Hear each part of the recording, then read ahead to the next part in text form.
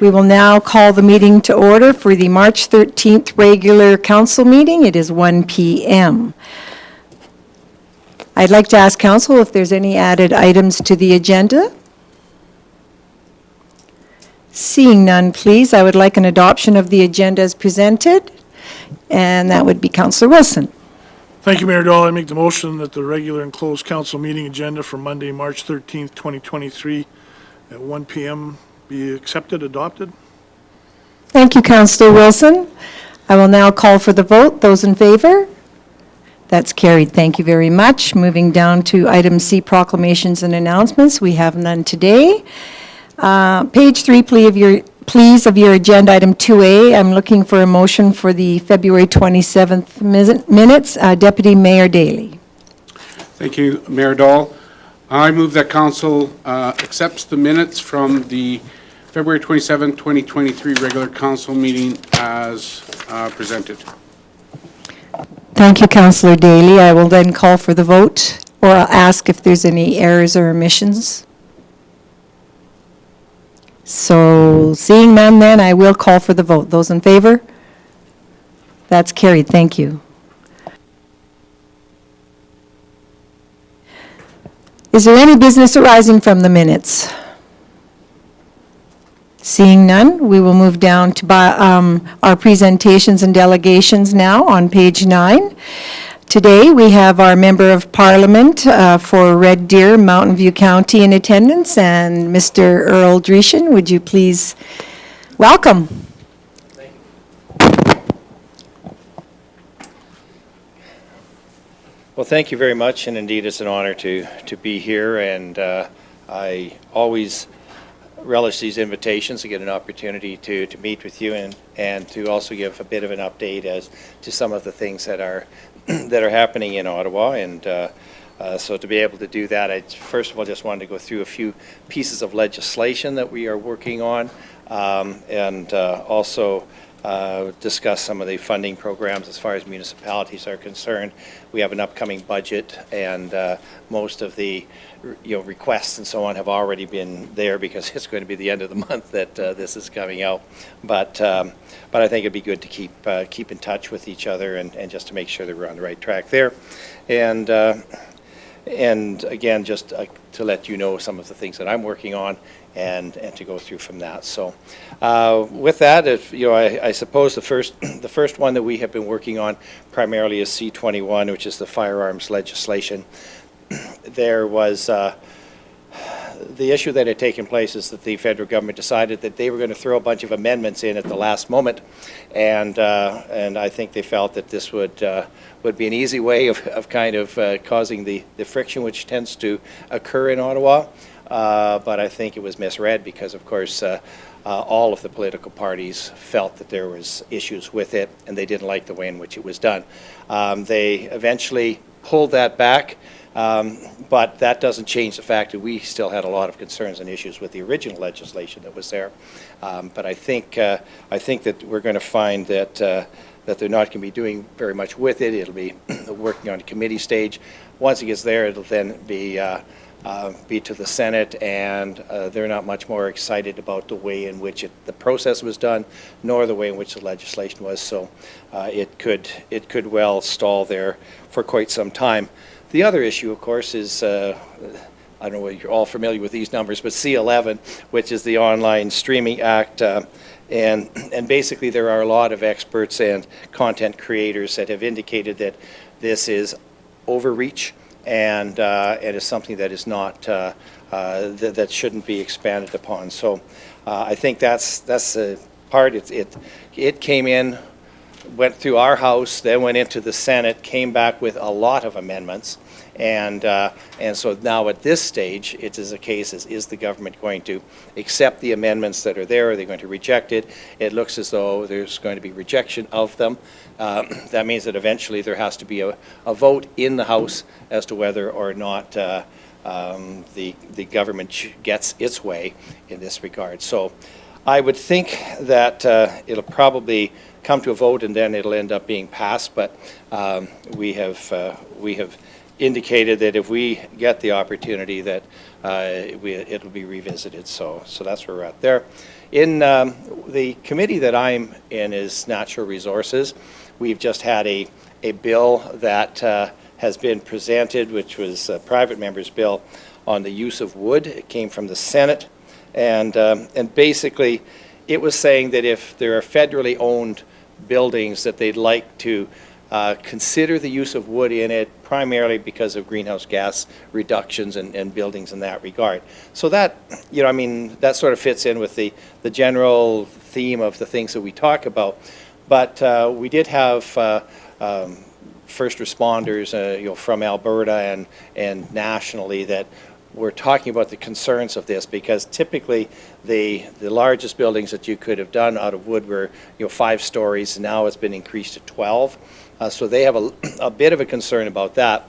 But of course, they're also a major concern about the fact that there's going to be a lot more electricity in these things if you've got parking stalls, and that with EV chargers and batteries and that sort of thing that might be held there, that the fire departments are saying that there's no easy solutions to this. Dumping extra water doesn't help under these circumstances. So that was one of the concerns. It'll probably be passed, but we were able to bring those points to it. So really there'll be a major consideration of building codes. And of course, if they're building codes that are associated with federal buildings, they'll probably find their way into a rethink of municipals as well. So I just wanted to bring that up. Again, as far as funding is concerned, the Canada Community Buildings Fund, which is what we used to call the gas tax refund and fund, it's been renamed as of 2021, but you still get to cash the checks, and so it's the numbers that I have here. About $550,000 for 2021, and a top up again in that area of close to the same $525,000. If those numbers don't match what you have, then we should talk about that. But that is really the refund of the gas tax that is in your community, and that had been our plan, many years ago, is to make sure that gets back, because you're the ones that has to build the roads that these things are that are part of it, and so on. Other programs and funds that are available for Alberta, and I know that you folks do a great job keeping on top of all of these things, but investing in Canada Infrastructure Program, the Canada Community Building Fund, the Disaster Mitigation Adaptation Fund. There's a Smart Cities Challenge, which people are taking a look at that, and that has been a bit of a challenge in itself. Other Infrastructure Canada programs, and there's others that are delivered through the Federation of Canadian Municipalities. So those are kind of some of the key ones, and of course the FCM. I've had a chance. We have provincial representatives that go there, so I make sure that I'm in Ottawa or invite them, to my office whenever they arrive, so that we can kind of keep a handle on those types of programs, like the Green Municipal Fund, the Municipalities for Climate Innovation Program, and the Asset Management Program. So these are again some of those that we see a lot of. Even CSIS has taken a look at the recent warning on smart cities, and the discussions that take place there, and it seems like every once in a while they throw something onto the fire and just see how excited they can get people, and so it's again a kind of an extension of how much do any government want to know about its citizens, and for most people, they look at that as us as elected representatives being servants of the people, not masters, and so therefore, what we need in order to work smoothly together, but not necessarily gathering over a lot of overreach. So that's sort of what we hear, and it's kind of a philosophy that we work under. But that's sort of where we're at there. The federal budget, I think it is on the 28th of this month, and So they're suggesting that the health spending will be one of the major topics. I think that has already been kind of presented.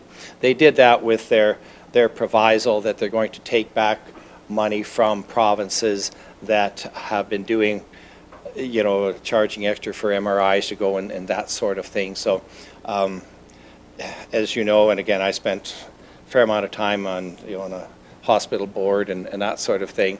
This has been happening forever, and certainly Alberta has not been one of those that has ever abused it. But it does make for good sound bites as you're getting ready to put a few dollars into a federal budget, and so it keeps everybody on their toes when they do that.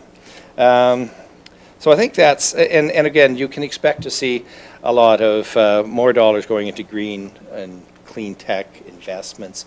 One of my role, as I mentioned before, I'm on natural resources, and I was on environment prior to that.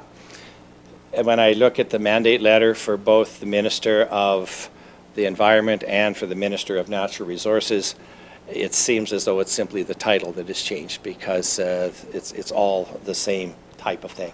And now they have looked at the U.S. legislation, the Inflation Reduction Act, and basically it is a case of the U.S. saying we're going to throw piles of money into various programs, and so that we can advance our Buy America functions, and so other countries, and Canada being one, is simply saying, okay, well, can we fit into this so that we don't get shut out? And if we do that, how much money do we have to cough up to make sure that we can have programs here in Canada that, A, we can use for Canadian needs, but may be able to put into other markets, versus the opposite, which would be all of the funds leave Canada, because we have great investors and great innovators, but if there's no money here, it's going to go to some other places around the world, and then we'll buy it back from them. So, I mean, we've seen that in our oil and gas industry. We've had the best in the world. That technology was that which was going around the world. We have shut things down for quite some time, and especially what is happening in Ukraine, and Europe in general. Yet we're not there. We're not prepared for it. We will find that is going to be a major issue in the future, because that's what built our hospitals, it built our schools, it built everything, and then also gave investment dollars so that people could come up with these unique ideas. So I did an article for the Hill Times last week where we did talk about what was happening in Europe and how that affects Canadians. So, I was at a meeting in July of last year in Birmingham, England, with an organization called the Organization for Security and Cooperation in Europe. Basically, it functions on three different things: food security, energy security, and security of Europe. And of course, that which had happened with the Russian invasion of Ukraine, it's been going on for years. I've been going to these meetings, and if it's not Georgia, if it's not Crimea, they're pretty well, the plan, the approach they take is pretty consistent, but of course, in Europe, as in many places, even here in Canada, the objective was, well, maybe we can get rid of oil and gas, and we won't have to deal with hydrocarbon development, and we'll all be able to come up with windmills and solar panels and go that route. That I think the Europeans are finding right now is that it was crazy. So the Germans are going back in and going after coal. They're revamping their nuclear power plants again. Nuclear is the one thing that they wouldn't have to worry about as far as CO2 is concerned, but again, it's this whole thing of we don't want to do that here, and the reason being is, well, it's being done someplace else, and that someplace else has become obvious that it is not very reliable. So as Canadians, as having massive energy resources here, those opportunities still exist. So what I'm going to be doing, just in closing, I'm supposed to be heading down, or at least my committee, and I think I will be part of it, will be heading down to the U.S. in the first part of April. We'll be going to Houston, Denver, Colorado, and Sacramento, and basically trying to see how this Inflation Reduction Act, the different types of things are going to be done, and to get a little bit more of a feel so that we can come back and speak to our, our resources sector and our science and technology sector to see, what we're doing well, what might work, what we might need to be aware of, and again, it's politics. So you have to see what it really means and how far it's going to go when it gets to their legislative houses as well. So anyway, that's basically it. The other thing I should mention is the Boundary Commission, because I've had discussions with you folks before on this. The original plan that was given was probably the worst that could possibly have been presented. What we see now, I know that people were talking about being able to keep like Olds and Bowden and Didsbury kind of together. There seems to be a division line by Carstairs, and so that part would find another home.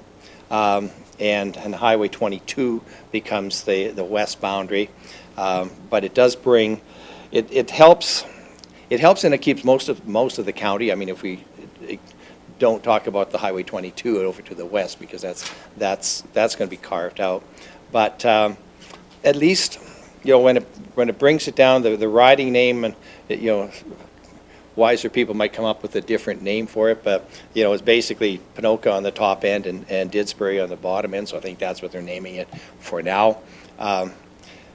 Primarily the same type of major structures in the communities, and I think so from that perspective, there's some strength in what they have presented. The Red Deer riding, it's now entirely the city of Red Deer, encompassing most of the county then that is there, but it comes down more or less the river, but let's say Highway 2A kind of carves out keeping Penhold and Springbrook, and then Delburn in that area.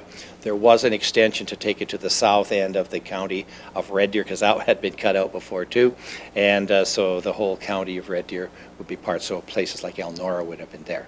However, previous to that, or prior to that, they were going to be part of these 40 municipalities that were going to have to be looked after in Bow Valley, Bow River, I should say. And, when I was on the hospital board many years ago, we had a redistribution plan provincially. And so I kind of coined the phrase representation by responsibility, not necessarily representation by population. And when it comes to a rural representative, we have all of the different municipalities associated with it. At that time, you had different hospital boards and school boards and so on that you had to deal with. And the distance that you traveled was immense. Whereas if you went to Edmonton or Calgary, there could be 20 people dealing with, one city council, and maybe 2 hospital boards and 2 school boards, and when it came to Canada Day or Remembrance Day, a little bit easier than it is for those of us that have a few more miles to go. So I think that this new configuration is much better here in central Alberta. There are still a few issues that that people do have. The West Country it's pretty massive, having Jasper, Hinton, Jasper, and Banff, and so on, all there. It might look nice on a map, but you try getting around there, and it's pretty tough, So, but that's what we see. The other thing is, at the committee that is to look at this, they have been there's been a lot of talk going on about whether or not certain people from the Prime Minister's office should actually attend a committee. And so there's been filibustering for about 3 or 4 days. They may move that part out of there into the Ethics Committee so that we can talk about, we can go back to talking about what the distribution is. But just one thing that a lot of people, don't quite understand is none of this matters unless there is an election after April of next year. And the reason for that is, right now, if there was an election call in the next 6 months or 6 days or whatever, that all they have to do is to press a button. All the maps are there based on the last redistribution. All of the organizations for all of the political parties are also are there. So they know how to make that happen.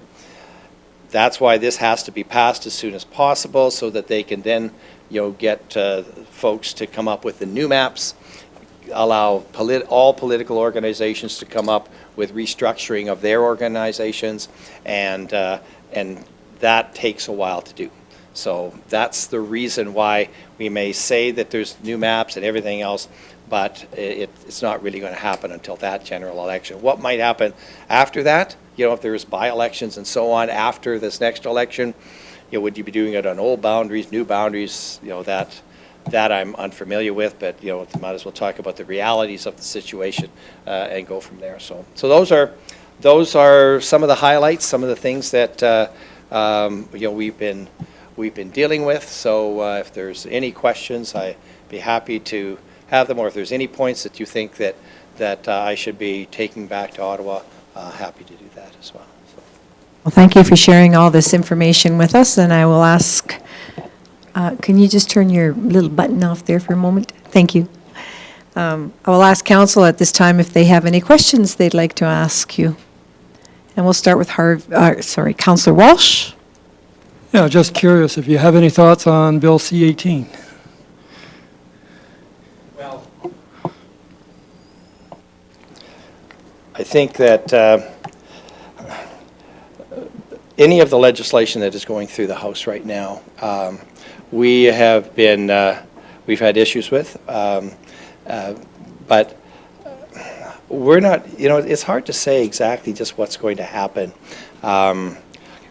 There's talk about prorogation, and which of course would stop everything that we have, so that's, I think, one of the things that a person is going to have to be concerned about.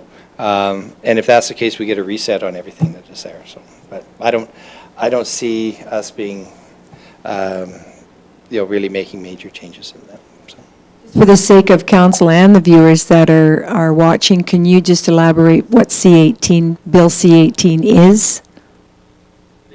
I should have asked Councillor Walsh when he asked.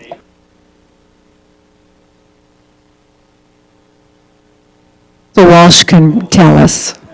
What was with your question, Bill C-18? Well, no, it relates to, again, the internet platform, charging these platform owners for accessing news. Let's just say Facebook has recently come out and said they will not accept anything on Facebook that links to news organizations in Canada that go through. Thank you. C.L. Williams would like to speak. I just wanted to add to Councillor Walsh's comment that it is in the news lately over Meta, which is Facebook's parent company, pulling out of Canada. As we understand it, I think it was Canadian content regulation on the extreme side of things. Well, that's what I had mentioned before on the Online Streaming Act and that type of thing. This is where the issues lie, and we have. It's the overreach that we're mainly concerned about, and but again, here you have you have Facebook, you've got others that are simply saying, why should a government be able to take a look at make decisions upon content that we have? So, I really think that it's a big fight that's going to continue, but we'll go from there. So. Thank you for that. Are there others that wish to speak? Councillor Daly, Deputy Mayor Daly. And then Councillor Blatz. Thank you, Mayor Dahl. To Mr. Dreeshen, we heard last spring or last fall, I guess it was, when we were at the listening in on the FCM conference about affordable housing and the federal government making a promise of contributing to affordable housing projects within Canada. Has there been any progress on that? And that is one of the concerns in my mind with rural Alberta, is that we don't have the housing available for people to come in and work within our communities and so forth. Here in Olds, we're struggling right now with that. I was just wondering if there's any progress that has happened on that. The program has had a fair amount of money put into it. The results that have been seen have been negligible. And I think that is the major concern, because we still have massive amounts of red tape and things that are involved in. And again, I've mentioned this before when I've been here. Federal governments, provincial governments, municipal governments, we all have a stake in this. When it comes to how smoothly we can make it so that whether it be housing or businesses coming into our communities are going to be able to flourish, because we've seen on the business side, we've seen them simply leave and go to other places.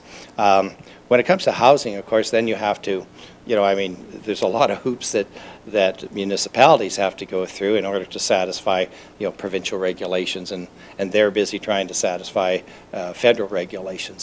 So I think the red tape aspect is one of it. Opening up federal land. This doesn't, we don't really see that here in Alberta and in rural areas. But I think that's one of the things that we've been trying to talk about, which would take some pressure off in that regard. And then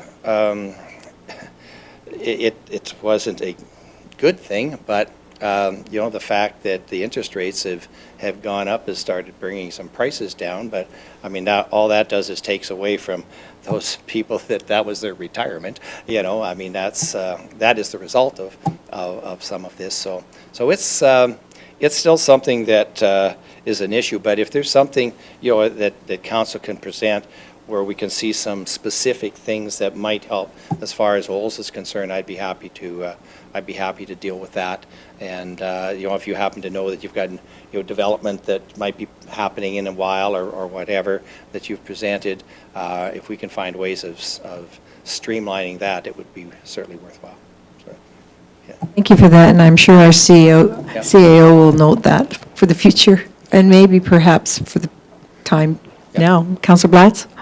Thank you, Mayor Dolan, through you to Mr. Dreeshen. I would like to go back a little bit to the electoral boundary. Yes. That's going to be quite a large constituency for you, really. Realistically. It goes from all the way from Ponoka, as you said, right down to Didsbury. But when this is all said and done, and if it does come to, and it is finalized, does that increase the amount of ridings that Alberta will get? Yes. Okay.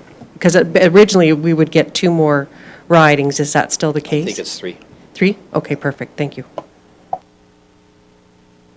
Very good. Okay, we've got Councillor Cummings and then Councillor Ryan. Thank you, Madam Mayor. Thanks for the presentation, all great. A lot of information. With your work on the committee, sorry, I forgot the name of the committee. Natural Resources Committee. A couple of years ago, we heard about a project that was approved by the American administration, which was a northern route rail service going from northern Alberta through the territory into Alaska to ship oil out of Alberta through an Alaskan seaport. And President Trump at the time gave authorization for that rail line to exit the United States and enter Canada. And then we haven't heard anything else from that at all, period. Full stop. I've gone to the website.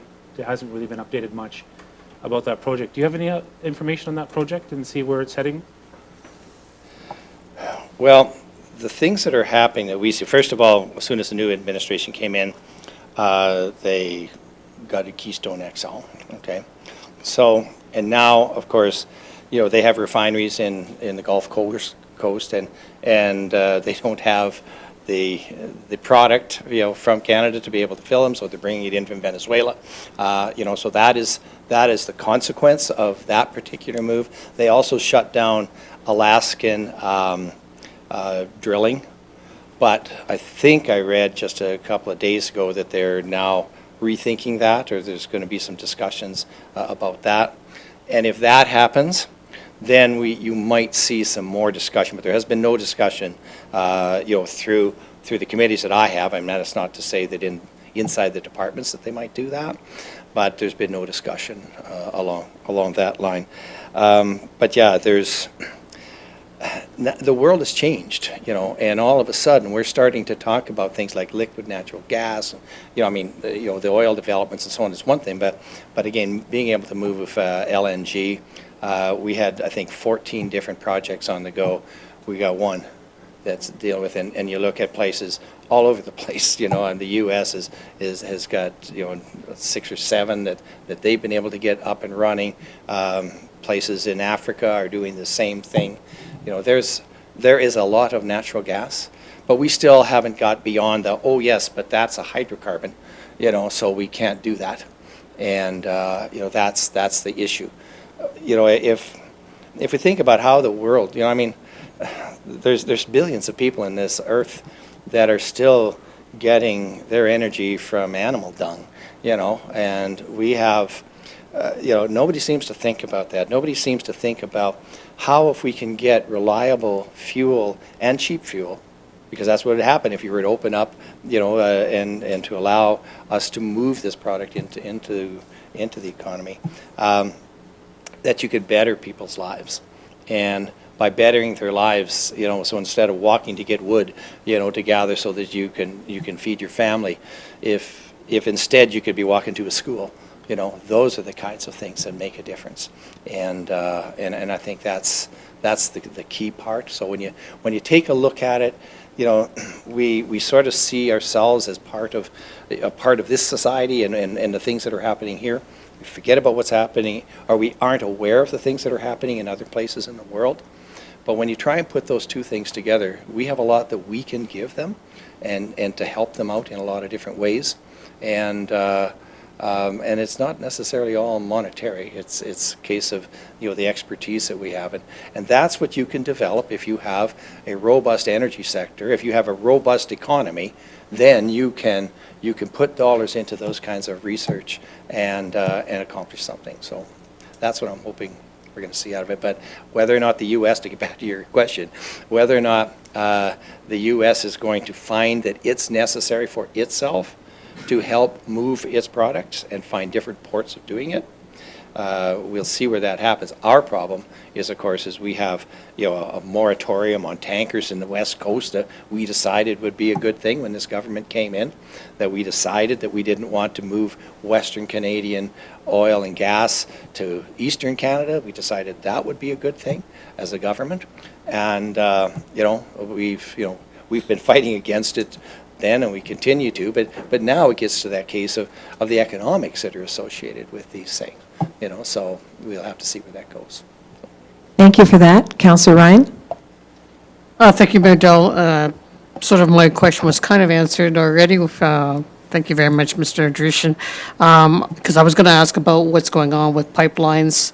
You don't hear too much of it, and a couple of years ago, that's all we seemed to talk about. So maybe you could talk about that, and also I did hear that there was going to be a tightening of the energy sector as well from the federal government, from the Liberals. So what's happening with the energy area in particular? Well, a couple of things, again, to keep in mind. We shut down Keystone XL, so that took a lot of the potential product of a pathway for Alberta products to move to the Gulf Coast, which is where those specific refineries are.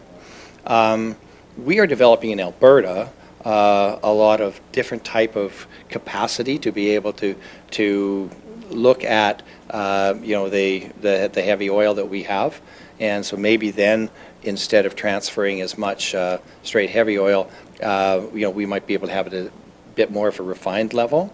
People talk about, well, we need refineries here. Well, once You can refine it to a certain point, but otherwise you need pipelines for each one of those things, and you've got, market associations with each of them, so that's tricky. But the other thing is, of course, they decided that they would put all their money, government money, our money, into Kinder Morgan, and, so that the TMX. And so instead of, I don't know where it's at now, I think it was 6-7 billion to start with when it was going to be a private one, and it's pushing 30. So that's what our dollars have done, and eventually say, well, we'll want to find somebody else then to manage this later.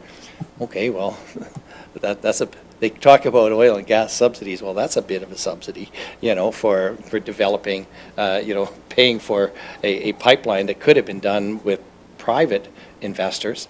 The argument would be, well, maybe they wouldn't have done this or might not have been that size.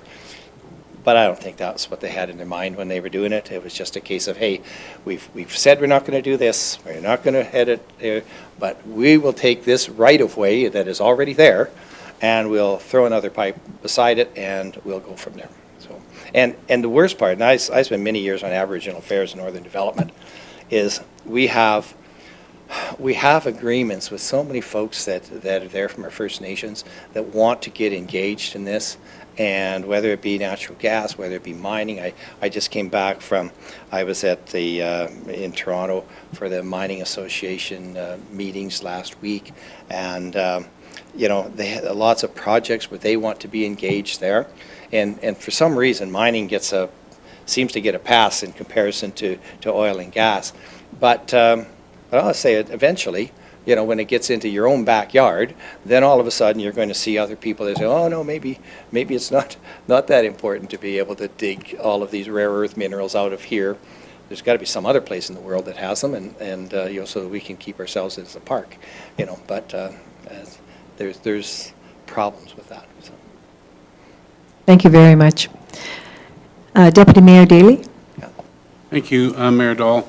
Mr. Dreeshen, we've heard and saw in the media a lot about the Alberta Healthcare and the federal money coming from them, the top up.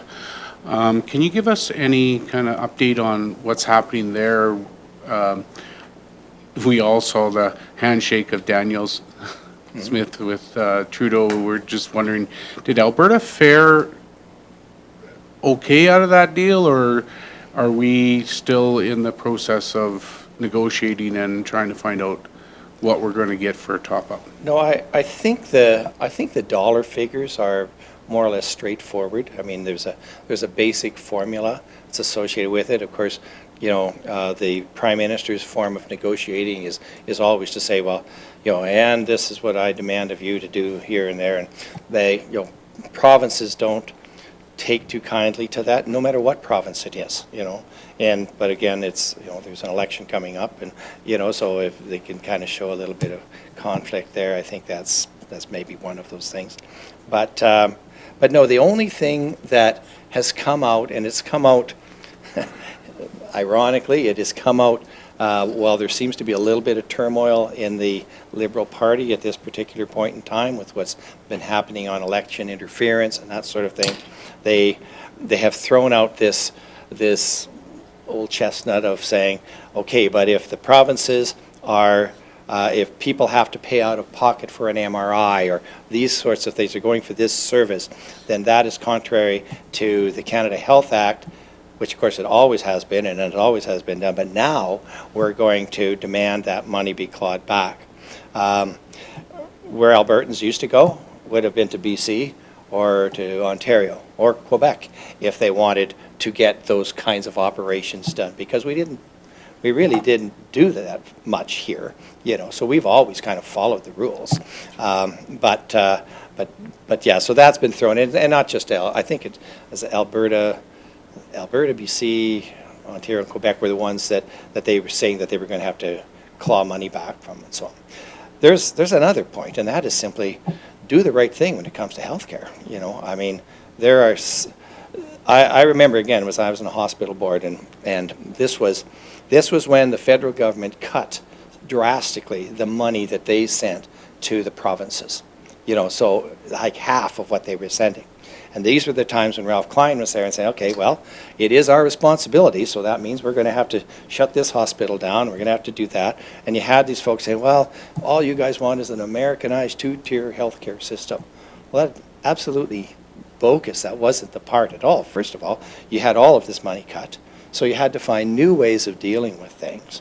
But the federal government still had this hammer that said, no, there's these 5 pillars of the Canada Health Act that we have to follow. So eventually we worked our way around it, and I know because I was on the Elnora Hospital Board, and we had Elnora, Trochu, and Three Hills, three hospitals that were actually doing some unique things as far as our doctors were concerned, and we had relationships where we were buying product together as a group. So, but of course they drew a division line, and that kind of changed all of those plans. But there's so many other things, and I see other spots around the world that spend so much less on their healthcare system, and they don't have waiting lines that we do at emergencies. They have all of those other types of things. And so, quite frankly, if we could get away from this two-tiered Americanized healthcare system, that's all you guys want, into what is the best system? What is the best system for a country that is 6 time zones wide? So I mean, we can take a look at the realities that we have, and try to work through from that. So, yeah. Supplemental, and I'm mindful for time as well. We're going on 40 minutes, but we have supplemental, and then we'll close with Councillor Wilson for a question. Thank you. Thank you, Mayor Dahl. Just a quick, what do you see that means for rural Alberta in regards to the healthcare dollars? Well, and it's difficult for me to deal with that because, of course, it is a provincial issue, okay? But the things that I've heard, always there was a concern when ambulances had to go sit at an emergency and they couldn't move because there was no place to hand them off. And I would talk to paramedics, talking to them for years, and say, well, how do we make that happen? It sounds as though there are approaches now and that it is working. So that is a good thing. But the only way you can do that is if you've got people up the chain that are able to move them. So that becomes the one of the more significant parts. And that is sort of it's unique that we do that here. Not good unique necessarily, but it is unique that it is done here. So that's part of the reason why people are looking at unique or different types of approaches. So when it comes to, is that going to help rural Alberta? I think so. I've always had the greatest of admiration of people that work in a small hospital because they see everything. So I think that's the case. We have that skill set. We'll be able to move through with that. But, yeah. Okay. Thank you very much, and Councillor Wilson.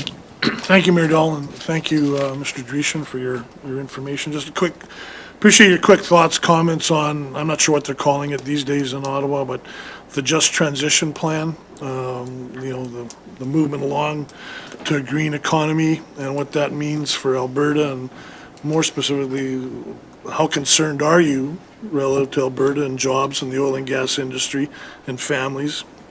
April 1's going to see the greenhouse gas tax increase yet again on top of other inflationary pressures. So what are you and the government doing to help protect the oil and gas industry and jobs and families?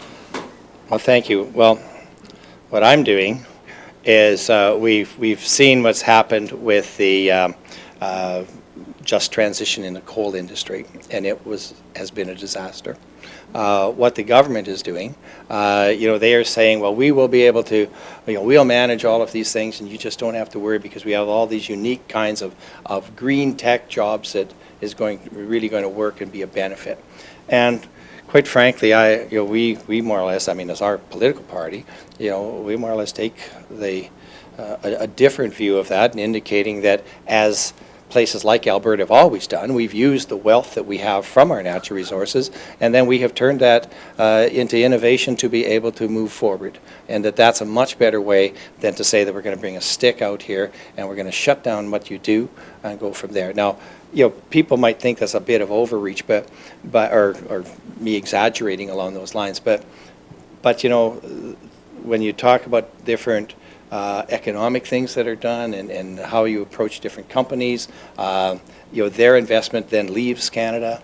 That's an issue, and I think that's the part that bothers me more than anything is what we are doing, because we are no longer a place where companies say that is the prime real estate, that is the place where we want to be, and they have so many other choices, and I've talked to so many companies where and there would be billions of dollars that they would be prepared to put in, and all of a sudden say, well, Kazakhstan works out pretty good too. And part of that is because when you get to a project, instead of 10 years for it, and that's my concern about these mining things about mining industries, how are you going to do that? But they're up and running in a year, 2 years, and we are nowhere near that. And it seems as though we just intentionally throw out an anchor, and everyone ends up suffering. And that's what happened with our liquid natural gas, where they're coming begging for us to do something, and we have no capacity to help them. And by the time we do, and I'm suggesting there will come a time that we'll be able to start talking about this more realistically, but we'll be so far down in the pecking order of those that are able to supply, that we're going, it's not going to seem as lucrative as people might say it would be if we were at it right now. So, Very good, thank you very much. well, thank you very much, folks, and I certainly appreciate. Yes, thank you for keeping the line of communication open with us. If any other questions arise from my council, and we can gather that all together, and we'll make sure to direct that to you Great. with a letter. Thank Okay, you. Thank you so much. Go on with the rest of your day. Thank you. I'd like a motion, please, to accept. Thank you, Council Blatz. Thank you, Mayor Dahl. I move that we thank Mr. Dreeshen very much for attending today's meeting and speaking to our council and answering our questions. Thank you. Safe travels. Very good. Thank you, ladies and gentlemen. Let's move to bylaws, please. Oh, sorry. Yes. That was good information sharing, and I just started going. Thank you for the reminder. I'll call for the vote. Those in favor? That's carried. Thank you. Very good. Bylaws. Page 10, please. This is bylaw 2023-6, Community Standards Bylaw, and we're looking for consideration. First reading, C.O. Williams. Thank you, Mayor Dell. As discussed at PMP last week, the bylaw is before you as a consolidation of 7 existing bylaws with 3 changes that are somewhat minor in nature. E-scooters, 72-hour parking, and universal penalty schedules.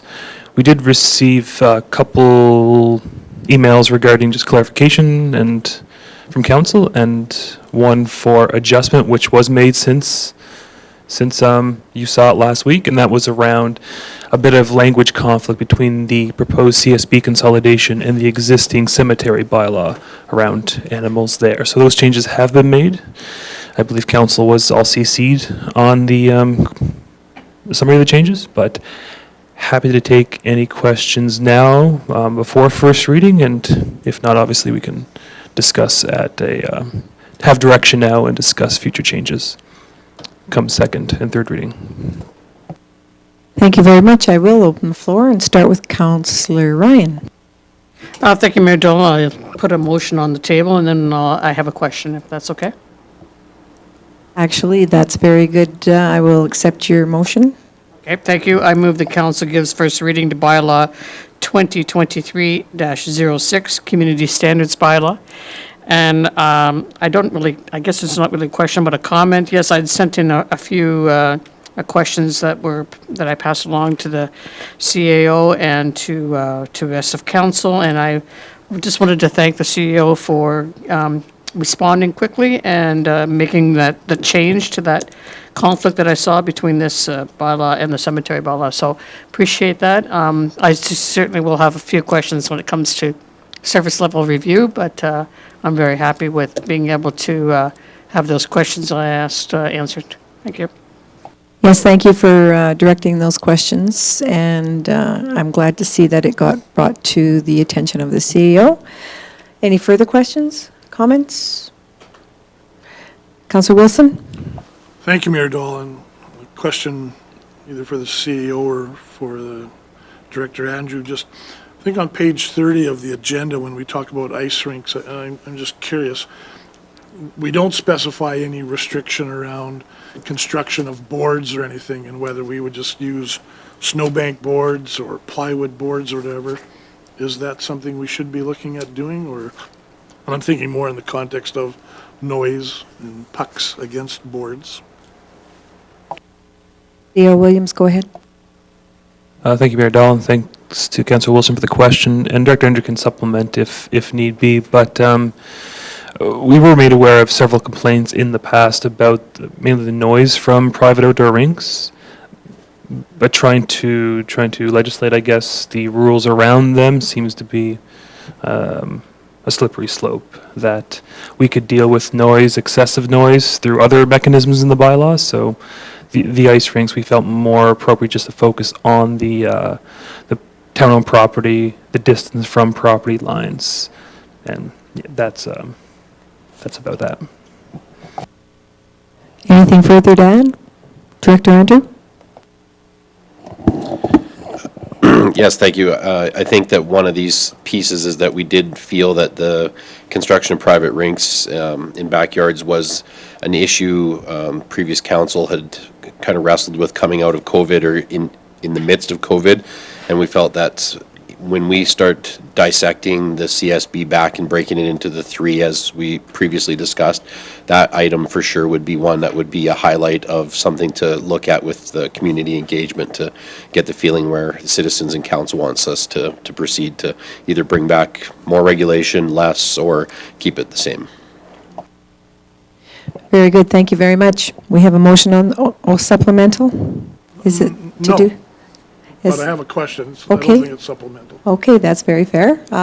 Go ahead, Councillor Whistle. Thank you, Mayor Dahl. Just, I think it's about page 51 of the agenda, the Schedule A, the fines and penalties. Again, either for the CEO or for Director Andrew, if you could just help me understand, I'm just again curious, how we arrive at those fees and penalties and why we've got a separate breakout for specific penalties. I realize there are many different clauses and areas we're trying to govern, I guess, and regulate. But yeah, if you could just, I'm just curious how we arrive at those. Is there a guideline, a book? Do we benchmark against other municipalities? And can we not simplify in that second category where we have specific penalties, again, down to just a line of first offense, second offense, third offense, rather than the multiple categories, if that makes sense? Thank you for the question. So unfortunately, no, there's no book to follow as far as where fines and penalties come from, but we did do a thorough review of other municipalities and their similar fines and penalties schedules. And as an overarching premise for where these numbers came from, typically the numbers that are derived here as a municipal fine or a penalty would be half that of what a provincial citation would be for a similar offense. And so the background of why we would do that is that by listing a municipal offense locally, it gives us a little more flexibility as a municipal enforcement office to enact these fines and penalties. The perpetrator of such a penalty can admit their wrongdoing, take corrective action. It's not as harsh and severe as the higher dollar value provincial citation, and allows us to achieve what we want without having a high penalty on the people. For the people that choose to continuously disregard these community bylaws, then there is that stepped approach to paying more money for further non-compliance. And as far as why there's some that are outside of what our basic fee schedule is that some of these specific bylaws or infractions would be considered a little higher priority, or severity is the right word, thank you. And so therefore, in comparison to other municipalities, we feel that the one piece of having those numbers as a higher mark is more of a deterrent for that kind of a behavior or correction of that. So that's in a nutshell, the background of where we came from. Does that answer your question okay? Very much, thank you. Okay, very good. Before I close, I'm going to do another check. Seeing none, we have a motion on the floor from Councillor Ryan for first reading of bylaw 2023-06. I'll call the vote. Those in favor? That's carried. Thank you. I feel like I'm echoing. We're good? Okay, that's good. Thank you. Item 5B, please, page 60 of your agenda. This is bylaw 2023-07 land use bylaw and 0123 amendment. Ms. C.O. Williams, we're doing an amendment for the public hearing date? That's correct. It just was an advertising blip on our part that we didn't put it in the paper in time, so we just like the public hearing date to be amended to reflect that. Thank you. I'll have Deputy Mayor, was it you that had your hand? Sorry, did you? I know. I didn't have my hand up, but Councillor Wilson does. Oh, I'm sorry. I was just going to make the motion. That's very good. Go ahead, Councillor Wilson. Thank you, Mayor Dahl. I would make the motion, the council amend the public hearing to Tuesday, April 11th, 2023 at 1 p.m. in council chambers as the date, time, and place for the public hearing on bylaw number 2023-07. Thank you very much, Councillor Wilson. I believe this is housekeeping, so I will just go ahead and call for the vote. Those in favor? That's carried. Thank you. Moving down now to item 5C, and we're looking for consideration be given for first readings and to go ahead and set the public hearing date. So I'll just call for a motion, please. Councillor Blatz? Thank you, Mayor Dahl. I move that council gives first reading to bylaw number 2023-08 and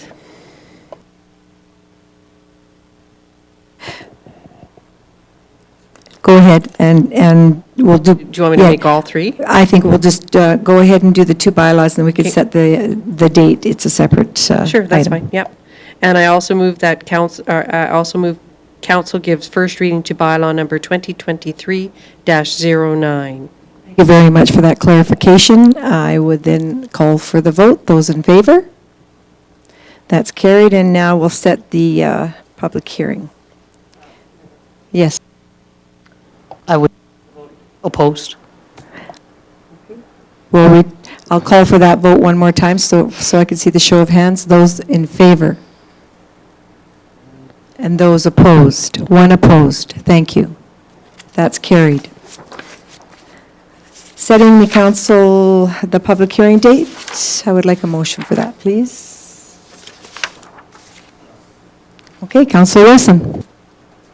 Thank you, Mayor Dahl. I make the motion that council sets Tuesday, April 11th, 2023 at 1 p.m. in council chambers as a date, time, and place for a public hearing on bylaw number 2023-08 and 2023-09. Thank you very much. We have the motion on the floor.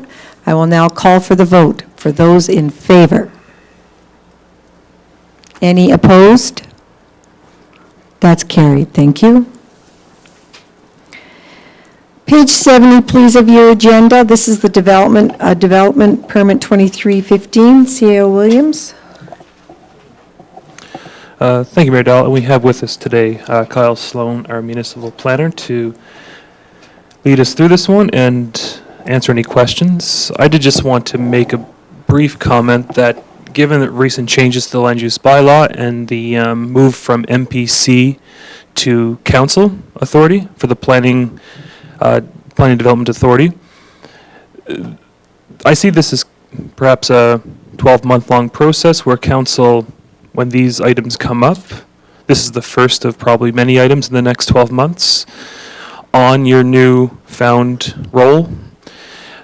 Just want to ask your comfort level with what you're seeing and whether council's comfortable taking on those decisions, or would you like the bylaw amended to put more of this day-to-day planning matters with administration? So for instance, this development permit application is in a DC 7 district, direct control. Council currently has all authority in DC districts, which is not necessarily a bad thing, but it may not be the most efficient thing. So in this case, it's I believe, an expansion to an existing building. Even when it comes to fences, council technically has to make that decision in DC districts, for instance. So there is a balance to achieve. I'm not sure what that is, but this is just the first application you're seeing as the planning authority. There's something to keep in mind for future reference. But this time, I'll invite Kyle up to tell us what this is all about. Thank you, CEO Williams. Welcome, Kyle. Thank you. Development permit application 23-015 is, as CEO Williams mentioned, for an expansion to an existing industrial or cannabis production facility, an existing business in the Imperial Industrial Park area. This property is located, as also mentioned, in the Direct Control 7 district, which was created specifically to provide a land use district for cannabis production in Olds. This particular business has been in operation since 2019. There was another permit in 2020 which allowed a CCAN to be located on that business, technically in the front yard, which was a variance as well. That permit had a condition stating that if this business is to expand, the CCAN is to be relocated to the rear of the property. As we'll see in the next few pages, that is the case in their proposed new site plan. The CCAN is now at the rear of the property. So for this particular proposal, the existing building is roughly 220 square meters, and the addition is quite a bit more, bringing the total area of the facility up to 758 square meters. The parcel coverage with the building, the existing building, the proposed addition, and the driving and parking and loading areas comes to just over 77% of the parcel, and the maximum parcel coverage in the DC 7 district is 80%, so it is under that maximum. The proposal also aligns with all setback requirements of the land use bylaw. The only caveat to that does pertain to the parking at the front of the building. This parking is existing. They have been using it since 2019, but it is technically on town property, on the boulevard in front of the property. There are requirements in federal cannabis regulations about fencing the site, and the fence has to be a certain distance from the buildings. With the fence being at that distance, they can't easily park inside the fence. This is for staff parking, and they can't park, if it's at the property line, they can't really fit outside, which is why they're currently using angle parking. They would like to be able to park straight on. So the proposed site plan moves the fence actually a few meters or a few feet inside the property line from where it has been for the past few years, so that they can park in a different configuration. But because the parking is on town land, there is a condition in the draft development permit that relates to that, and requires them to enter into a license agreement for the use of that town property for their parking. I'll go through some of this is the subject property. The existing building is with the red roof. There is currently an accessory building that will be removed. and the expansion will be to the east of the existing building into what is an empty lot, essentially, without that accessory building. These are some of the drawings. Again, the existing building is on the right-hand side of this drawing, and then the expansion is all to the east of it, to the left of this picture. Administration did meet with the applicant to discuss site coverage, landscaping requirements, and administration has no concerns with those matters. So I'll just go back up. These are mostly building permit stuff. I'll just go back up to the recommendation.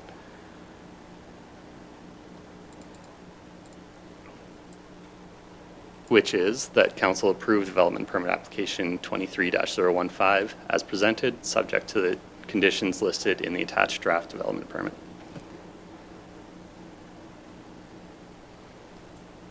Thank you very much for that, Mr. Sloan, and I'll start with Councillor Blatz.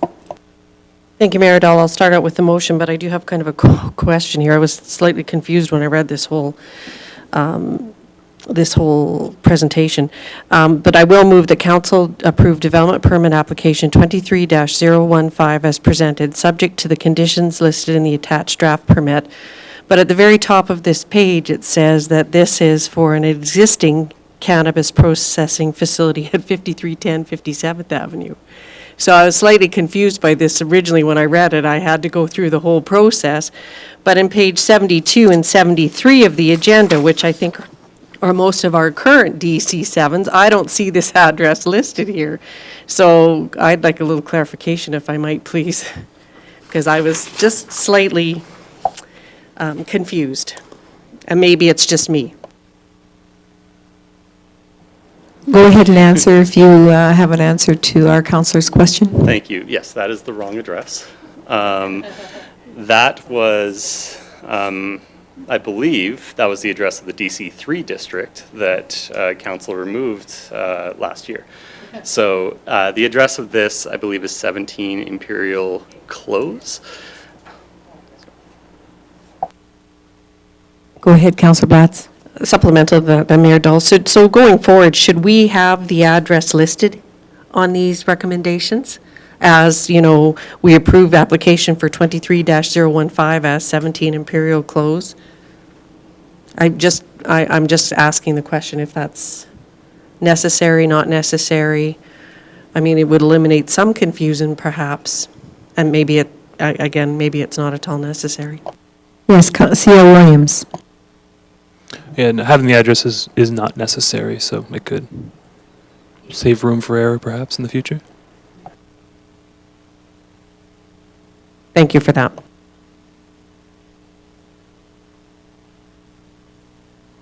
Well, should we state the current address, the correct address in the motion? It's in the development permit, that's right, too, I saw that.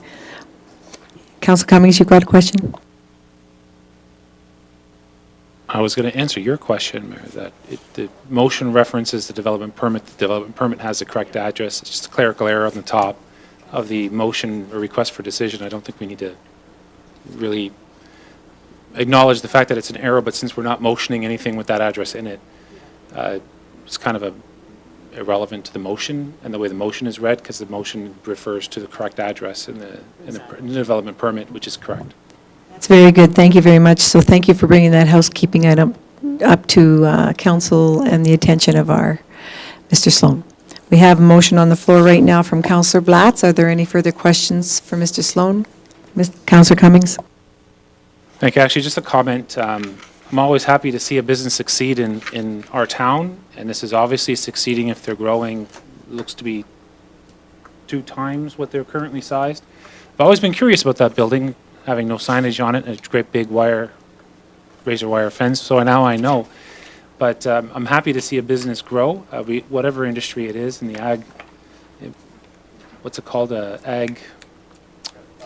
value-added ag industry like this. So if I see no reason the town since administration sees no reason to restrict this, I'm happy to make the motion. I'm just trying to find them. We already have a motion on the Sorry, we floor. already have them. Councillor Blatz placed a Did you make the motion. motion? Yes. Sorry, I thought you were just asking that question. I didn't actually hear the No. motion. I got stuck on Yeah. the question. Thank you. Yes, thank you. We have a motion on the floor, and we'll move forward with the motion. Councillor Wilson has a question. Thank you, Mayor Dahl. Just a question for administration, and perhaps it's too early in the process, but do we know if this goes ahead, would this property, this expansion, qualify for the property tax exemption under our new? Good question. It is very possible. If it's always a year behind build until, presuming this happens this year, it'll be on our 2023 update in 2024, and then we'll see if it meets that $250,000 threshold. For development permits, we have been trying to send them notification in advance, but given that we're still starting it, we don't want to, pigeonhole them. That we'll accept an application after development occurs, but it is possible. Yes, that's an excellent question. Thanks, Councillor Wilson. Any further questions or comments? Seeing none, then, I will call for the vote. We have Councillor Blatz put a motion on the floor. Those in favor? That is carried unanimously. Thank you. We'll move forward then to page 83 of your agenda, item 6B, donation request from Alberta Firefighting Curling Association. This is something new to us. CO, would you have any information? Yeah, I'll speak to this. So the Alberta Firefighter Curling Association is a province-wide effort by a variety of local fire departments. As you can see from the letter of request, the Olds Firefighters Association is spearheading the 64th tournament this coming January, February in Olds. So the request is obviously a bit premature, but planning is starting right away, and they're estimating, I believe it's around 100 to 120 participants and family members of the participants joining in Olds for that 4-day period. And the reason why it's bringing forward is the financial request of council of $5,000 to support organizing the tournament. And the reason why it's recommended from administration to approve is that even though we haven't had a direct strategy or policy linkage yet, that things such as sports tourism are quite beneficial for local businesses, to our facilities, and a variety of other things, such as the promotion for the town. So happy to take any questions, but I think the letter of request is fairly straightforward. Thank you. Yes, 25 to 30 teams. Deputy Mayor Daley. Thank you, Mayor Dahl. And I see by the date that this event is going to be held, January 31st to February 3rd of 2024. So we're looking at next year's budget would be the impact of this donation at this time. Probably. There's a chance they have some preliminary expenses, but it's a good chance it'll come out of 2024's budget. But they do want that, I guess, financial piece to be figured out before they get closer to the date. So, but to administration, it doesn't, whether it comes this year or next year, it's not a huge deal to us. We always carry forward if need be, but. Yes, go ahead, Deputy Mayor. Thank you. So really, this is a request to put a hold some funds within next year's budget. And we're getting to it now, but the funds will basically come out of next year's budget. Is this a time where we should be starting to look at a strategy plan for the town's donations and where we're going to go, and before we get to that budget time of the year? Go ahead, CEO Williams. If they're not requesting the funds prior to December 31st of this year, then correct, it would come out of next year's budget, holding it or carrying a forward 2023 amounts into 2024. And I don't know that detail yet, but your overall question, or this question of the overall strategy, yeah, we do need a bit more clarity how our grants relates to our sponsorships as well. And that is somewhat forthcoming, I hope, in the next month or so. But. Yes, I concur with Deputy Mayor Daley that we get an awful lot of requests that bring a lot of teams and people to our community, and we should be consistent. So I will ask any further comments or questions. I would ask for a motion then, please. Councillor Wilson? Thank you, Mayor Dahl. Excuse me, I'd make the motion that a sponsorship of $5,000 for the 2024 Alberta Firefighter Curling Association Championship be approved. Any further comments? Those in favor? That is carried. Thank you very much for the information in that regard. Page 86, please. Municipal Area Partnership. This is a terms of reference prior to the new chair coming on board at our last meeting. The terms of reference are here to be approved, as all municipalities had to do, and then the minutes I will be able to bring back to my council meeting at the end of the month, because they'll be approved hopefully by then.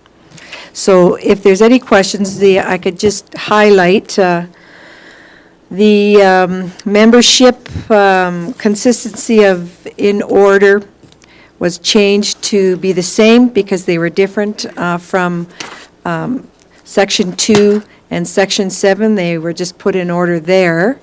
And also, the option to opt out of your opportunity to fulfill the role of chair was made and put to all municipalities for very many, or various reasons. For example, Cremona doesn't have the capacity to ever basically chair the meeting, and we never did have anything in writing to that point.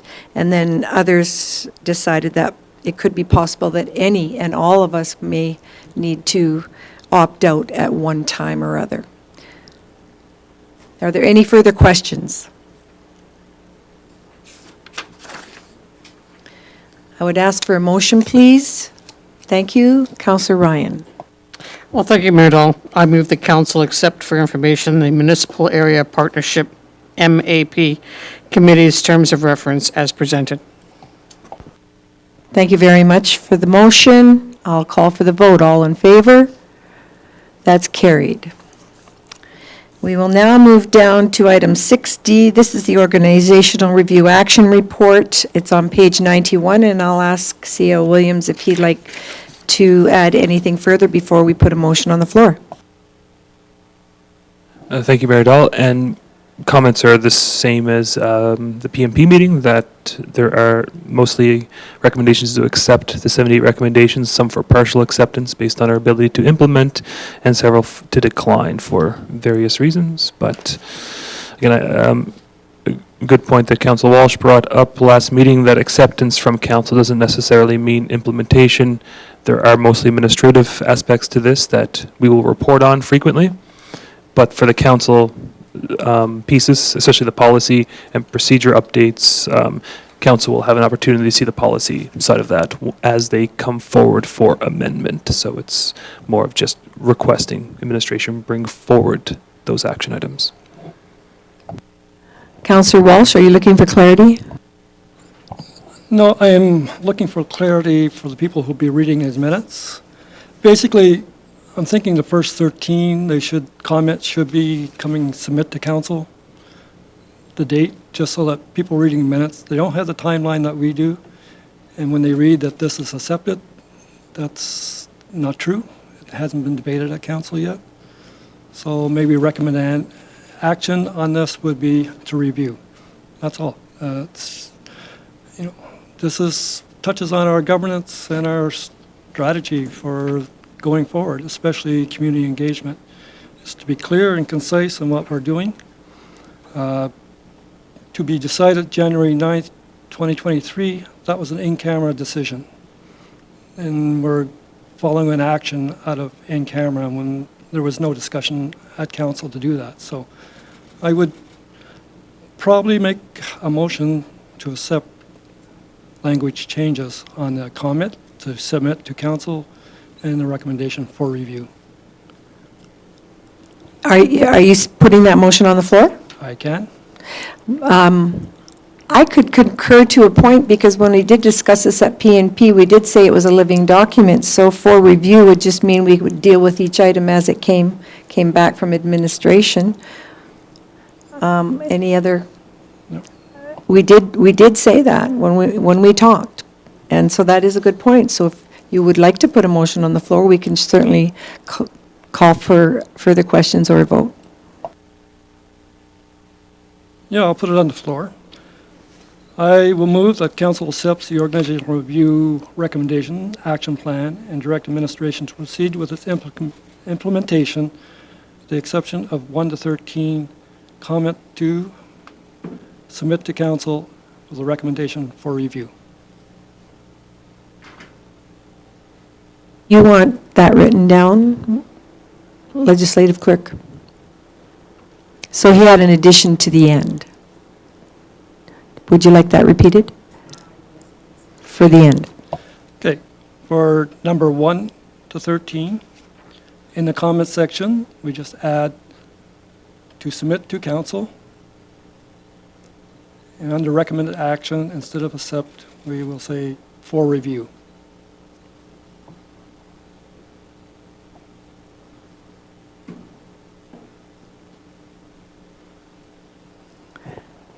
Sounding a little confusing to me now.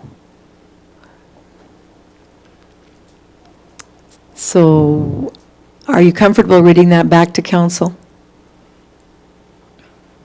Please.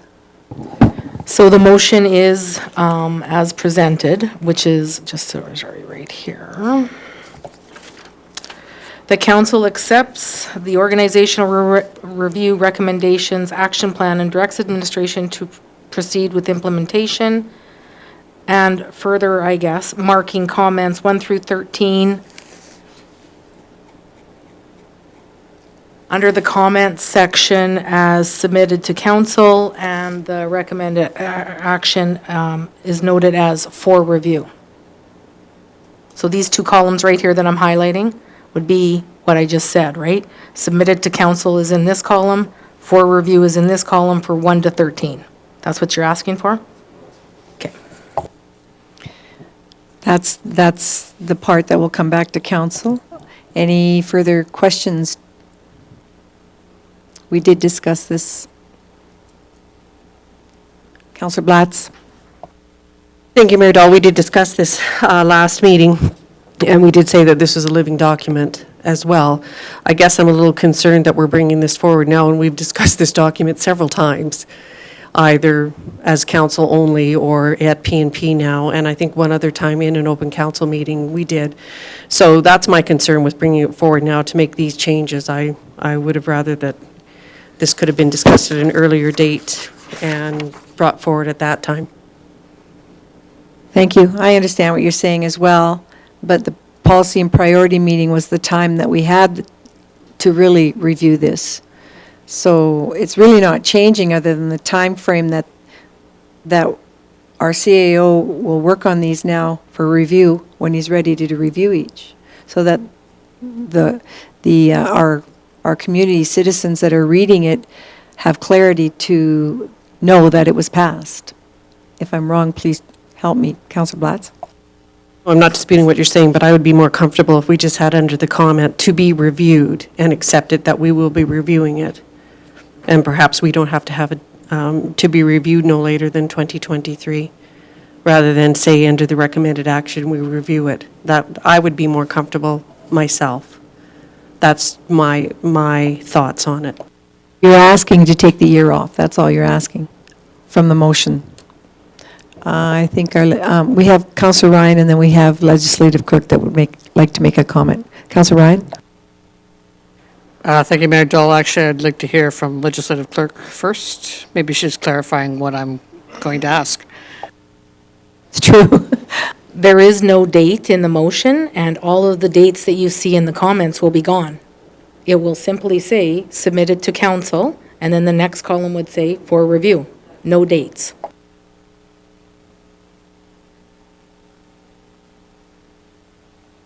Now, Councillor Ryan, is that clear for you? Yes, thank you. Very good. Any further questions or comments? Oh, Councillor Ryan. Sorry, I thank you very much, Mayor Dahl. I do see what Councillor Blatz is saying, and we've had an opportunity to have discussion on this. I don't see, as it's a living document, we can always change it, and even saying dates under the comments section as to later in 2023. I don't see what the problem is with regards to that, because it would be coming back to council anyway. Perhaps the CAO could speak to that with regards to under the comments section as to these dates. These would be coming, are we talking about, say, number 10? There's a policy where we have later 2023, so it would come back in 2023 later on as a policy to discuss. Is that right? So the status and comment sections, those are essentially mine to update at my discretion. It's just where they're at in the process. So the comments to be discussed January 9th, 2023, it's just something I didn't update. So realistically, right now, it would say discussed January 9th, 2023. How I see it going to council at this moment is really only the final column and how it relates to the recommendation. Everything in between, let's say, a title and recommendation, department status comment, that doesn't really concern council at the moment. The action plan is whether, council wants to accept, decline, partially accept the 78 recommendations. Everything else is kind of just administrative, so, but happy to take any direction you wish. Councillor Cummings has a question or a comment. Both. So we'll start with the comment, I guess. I just want to make sure I understand what Councillor Walsh is talking about here, and it's really these 13 because they're council decisions. And because council is not allowed to make a decision outside of an open council meeting like this, and we haven't had one with regards to this document, so we although we can accept a recommendation plan for today and say, yeah, the action plan is great, good job. We can't accept any one of these individual recommendations today because we haven't had a debate or discussion in an open council for it. So I think the problem is the termination and the recommended action. Although we've discussed it and had conversations about it and have said that we would probably accept it, I don't think we're technically allowed to say we've accepted it until we've had a motion voted on about it. And that's the hiccup just in those 13 because they're ours. Whereas all of the rest of them are administration, and administration has made that's CAO Williams, he's made his decision and that's where it is. The 13 that we have to decide on individually can't technically be accepted here unless we voted on it already. So that I think, and Harvey can correct me if I'm mistaken, I think that's his process moving forward and the thinking about these particular 13 things, is that even though we've discussed it and said we would most likely accept it, we can't actually say we accept it until we've had a vote in open council at a regular council meeting to approve that process. Or are we accepting simply the plan to have a discussion about it? Well, that's what agendas are. Yeah. And that's the process here. What is it we're actually saying by saying the word accepted, declined, and partially accepted here? Is it because the way I read it is the same thing. We've accepted this number 4. We've accepted it. We've said this is what we're going to do, but we haven't, because we haven't had that discussion. We haven't had that debate. We haven't had that decision made in council. If all we're doing is accepting the idea that we're going to discuss it, then it's not worded well enough to create a distinction between that in the document itself. So I would support the motion as amended by Councillor Walsh to remove the words accepted under recommended action until we've officially accepted the recommendation individually by discussing it in council. That was the intention that I believe he's thinking of and well explained. Councillor Blatz, I thought we were putting the word review in there instead of accept. Well, what I had said is under the comment to say that we will be reviewing it And these, we haven't accepted these, but we will be reviewing. But we accept the fact that we will review them is what was my comment. And I would have been much more comfortable with that. I accept these recommendations as they are, but I would rather, I'm more comfortable if numbers 1 to 13 say we will to be reviewed, and then we accept the fact that they will be reviewed. And maybe perhaps the legislative clerk can correct me if I'm wrong in my thought process. But again, this could have been brought up at last meeting to be amended, to be brought forward to us at that point in time. Councillor Walsh. Just to follow up, this was discussed last meeting. The word accept is not appropriate in here. I don't care how you cut it. It is one of those words that can mean many things to many people, and this will go out to the community as accepted. And they may not even understand that we didn't really accept these. So the comments, I'm fine with the dates, submit for review, as long as that's in there. But yeah, I am not happy with the accepted part in recommended action. The action is to accept. That just doesn't make sense. It says recommended to review or recommended to something, but it's a recommended action. So I support the motion that I made. If administration want to put a date in there, that's fine by me. And I agree. These discussions were in camera. This came back last PMP meeting. And this is really different from PMP's meeting submission. The wordings have changed and the fields have changed. So it is a living document, and I think moving forward, for the benefit of our citizens who will read this as a minutes and maybe a one-off, council will be reviewing these recommendations in the organizational review. So that's all I want to say on this. Thank you. C.O. Williams has a comment. Just a point of clarity, this is the same document council seen last Monday. Nothing has changed. Agree that it is the same document, but I also agree that it is confusing even for us, so I do agree it would be very confusing to the public. So if there's any other, there's two ways we're looking at it right now, and we have a motion on the floor, so we can make a decision from that. Councillor Ryan? Well, thank you, Mayor Dahl. I'm slightly confused, so, simply because of the way the wording is coming, and it's just for clarity, and perhaps Councillor Walsh can say, yes, this is clear, I have it clear, or no, I don't. So under the comments, Councillor Walsh, you're saying that the dates are correct, or can be left there. Is that correct? Yes or no? They could be. They can be. Okay. Thank you. So under the recommended action, Councillor Walsh, you're just looking at saying for review or just review. Is that correct? For you or review, if that's simpler. Thank you. Now I'm clear. Thank you. Very good.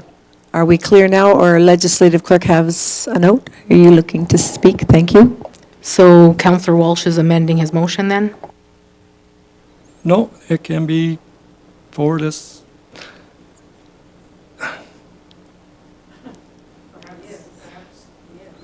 Just hold on. Perhaps if I can interject, perhaps legislative clerk could just read the motion again so we are clear and make sure that it is clear for what I've just, from the questions I just asked.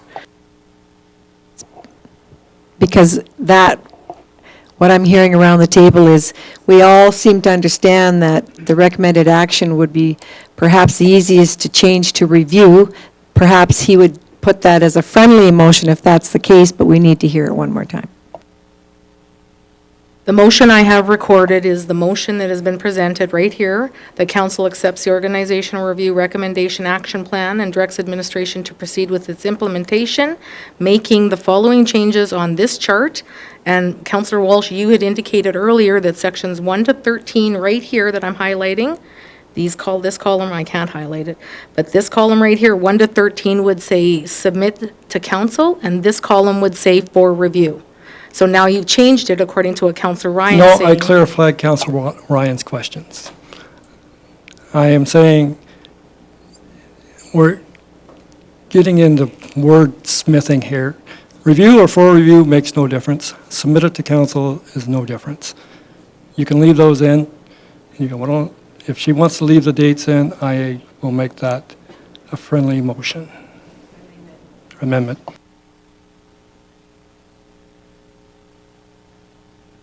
What I understand we have on the floor now is going to be exactly the same through 1 to 13, other than recommended action that will say review. For review. Review? Not that part. Sorry, the motion as read affects two columns, the comment column and the recommended action column. I think the confusion that's happening here is the comment section. If we could ask for Councillor Walsh to make a friendly amendment to remove his comment, his part of the motion that affects the comment. No, he didn't. So he said he could, but he didn't. So what I'm getting at is maybe if he could put a friendly amendment to the motion to remove his comments about the comment column, since we've got a better understanding of what we want to see in there and administration does, they can work out that in the minutia themselves. And it's really the accept word being removed for review until we've accepted as council. Such simple things cause such confusion sometimes. Comment from council would be submit to council. Okay. That's what I said.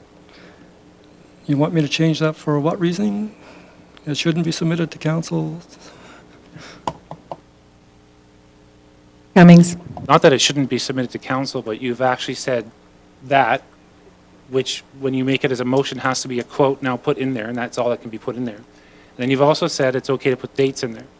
So now you've allowed for that quoted motion statement that needs to go into the comment column to be amended to include dates. So either you need to say that in the motion that we can put dates in there, or remove it and so let's not be so specific about what needs to be into the comment section. And we now have a better understanding of the process that the recommended action column shouldn't be filled out as accepted until we debate it in council and council makes a decision on it. That seems to be the most important part of this. The comment section, as the CAO mentioned, was about him making comments about where we are in the process of that. Like, is it on an agenda for this date? Is it approved or not, or back for review, whatever. It seems to be more of a him telling us what's going on in our process towards that. So rather than have, quote, this must be in this statement, end quote, simply remove it from the comments column and go back to the recommended action column as under review by council or something like that. Yeah, just eliminate. Blatz, and then we'll close this discussion with a... Thank you, Mayor Dahl, and that was my point. I said under the comments, I thought I would be perfectly happy to accept it to be submitted to council for review and then accept the action item. And then we're not handcuffing ourselves to anything. We are reviewing it. That's all I said. So. Legislative clerk, what did you just say? There's 3 different motions, basically. Oh, gosh. All right, we're going to leave this one in what he's asking. Do you understand what just went around the table, Councillor Walsh? Yes. The simplest thing is to leave it the way I asked, without just the 2 columns being changed. It's up to administration when they can bring those forward. I did a quick look at the PNP ones, and they range from 23 to 24, so those dates have changed in this one, as has the comments. So, I'm not tied to it. You're right. They are being reviewed by council. That's the thing that goes out to the public, that we are and will be reviewing them. When they are done, they'll be done as reviewed. I'm just saying this word accept is confusing. I've only had one question so far, but again, no, we have not accepted any of these recommendations as council. The organizational review is accepted by the CAO, and as the presenters to this said, it's up to the CAO to implement them. It's up to council to handle those first 13, and that's all I want to make clear to our residents, that we will be reviewing them and that we have not accepted them today.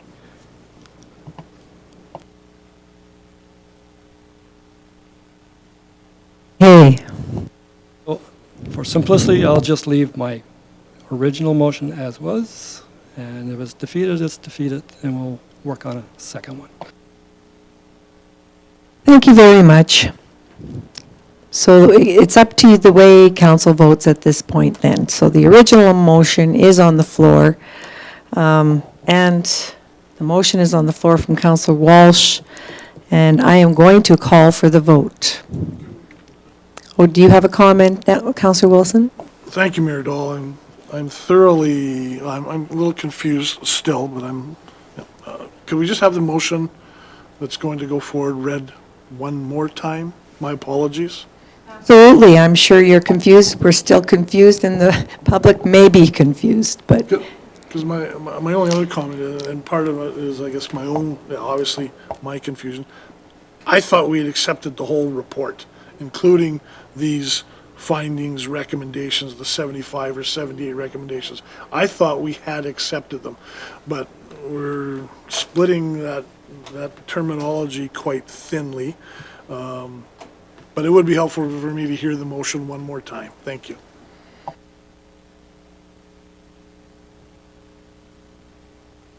The motion, as I have it recorded for the third time, Councillor Wilson, is that council accept the organizational review recommendation action plan and directs administration to proceed with its implementation, making amendments on the plan as noted, or as follows, lines 1 through 13.